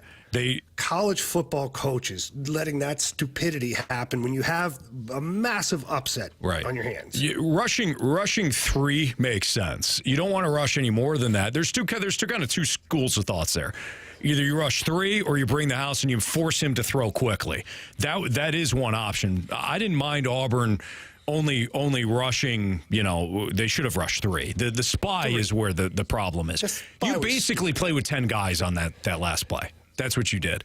Now, the corner throw there, that's just a perfect throw. It's just a perfect throw. It was. I mean, it was in a spot. The corner is right there. The corner is in phase. So actually, the corner should have turned around. Because when you're in phase, meaning you're right there by the receiver, you have to play the ball. If you're out of phase, usually when the cornerback is running, you see this a lot of times when a cornerback is beat. If you're out of phase, you play the man. So you wait for the hands, and then you smack the hands down because you've been beaten. But he was in phase, so he should have played the ball on that standpoint. I don't know what happened there where he got kind of caught in between. Either way, it was an absolute perfect throw by Jalen Milroe. Go ahead, Marsh. Yeah. Oh, I just someone from our text line, Air Comfort Service text line from the 573 sent us the tweet, the picture, screenshot of Cardell Jones after he beat that kid in Madden. Said, man, I wish everyone stopped saying I beat a kid in the hospital 91-35. It was 98-35. I had 91 with a minute 26 left in the fourth. That's incredible. Unbelievable. That's awesome. All right, we'll wrap up the show next on 101 ESPN.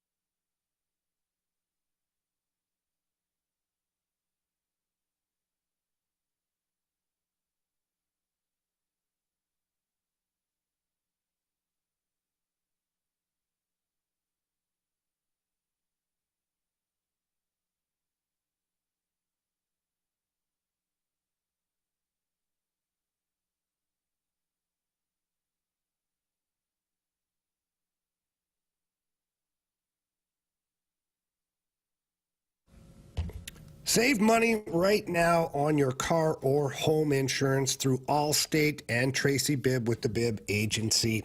They've got competitive rates for sure. And with Allstate and Tracy Bibb, you're going to get that personal attention from your agent that, let's be honest, most people don't get right now with that 1-800 number that you call in a time of crisis. I've been there. And you call that number, and they don't know who you are. They've got to try and figure out your policy, figure out your coverage, and they got to call you back. Then it's somebody new that you're dealing with that, again, doesn't know what's going on or what your policy is. Stop all that insanity. Get a hold of Tracy Bibb and the Bibb Agency. She's going to take over for you. She's going to make sure you have all the proper coverage for you. And they're also going to fight to get the most competitive rates for you because Tracy truly cares about all of her customers and treats them like family. So to get a free non-committal quote, just give Tracy a call. Tell that Jamie Rivers sent you. That number is 314-328-4260. Again, that's 314-328-4260. It's no fib. You're in good hands with Tracy Bibb.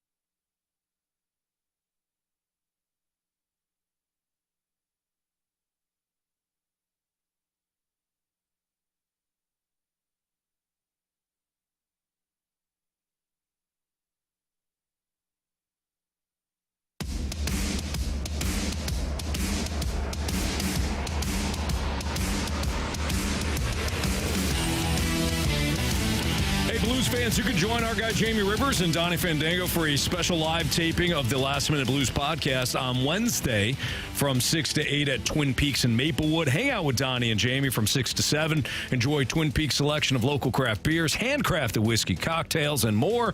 Then from 7 to 8, you can stick around as the guys cover all the latest hockey news during a special live Last Minute Blues podcast taping. It's all happening this Wednesday from 6 to 8 with Donnie and Jamie at Twin Peaks in Maplewood. Learn more at 101ESPN.com. Plus, Kerry Davis, it's his turn to join the Rizzuto Show for a Fastlane Rizzuto Show gathering at Cyberg's. You can join Moon from the Riz Show and Kerry Davis this Thursday from 6 to 8 at Cyberg's downtown. Watch the Thursday night football game. Get signed up for some 101 ESPN and point giveaways, plus enjoy a cold Bud Light.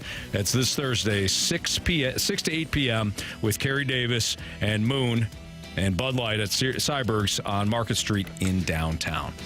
If you miss anything from today's show, you can download the podcast at 101ESPN.com or your 101 ESPN mobile app. All brought to you by Dobbs Tire and Auto Centers. Talked a lot of Sonny Gray today. Heard a lot of your mic drop takes, and fantastic, man. Love doing the show. We also listened to the press conference, or a lot of it, so you can download the podcast and check it all out. Marsh, what do we got for criticisms and compliments? Yes, we have one from the 618. Finally, baseball guy is back to give his breakdown of these signings. Welcome back, Ribs. All right. I love the recognition. I was actually talking with John Kelly, the great John Kelly, and he was asking about the radio show and asking about baseball, and he's like, so how do you like talking about the Cardinals? I'm like, John, I love the Cardinals. Yeah. I'm the damn baseball guy. What the hell's going on here? Jeez, John. Pay attention. Yes, thank you very much.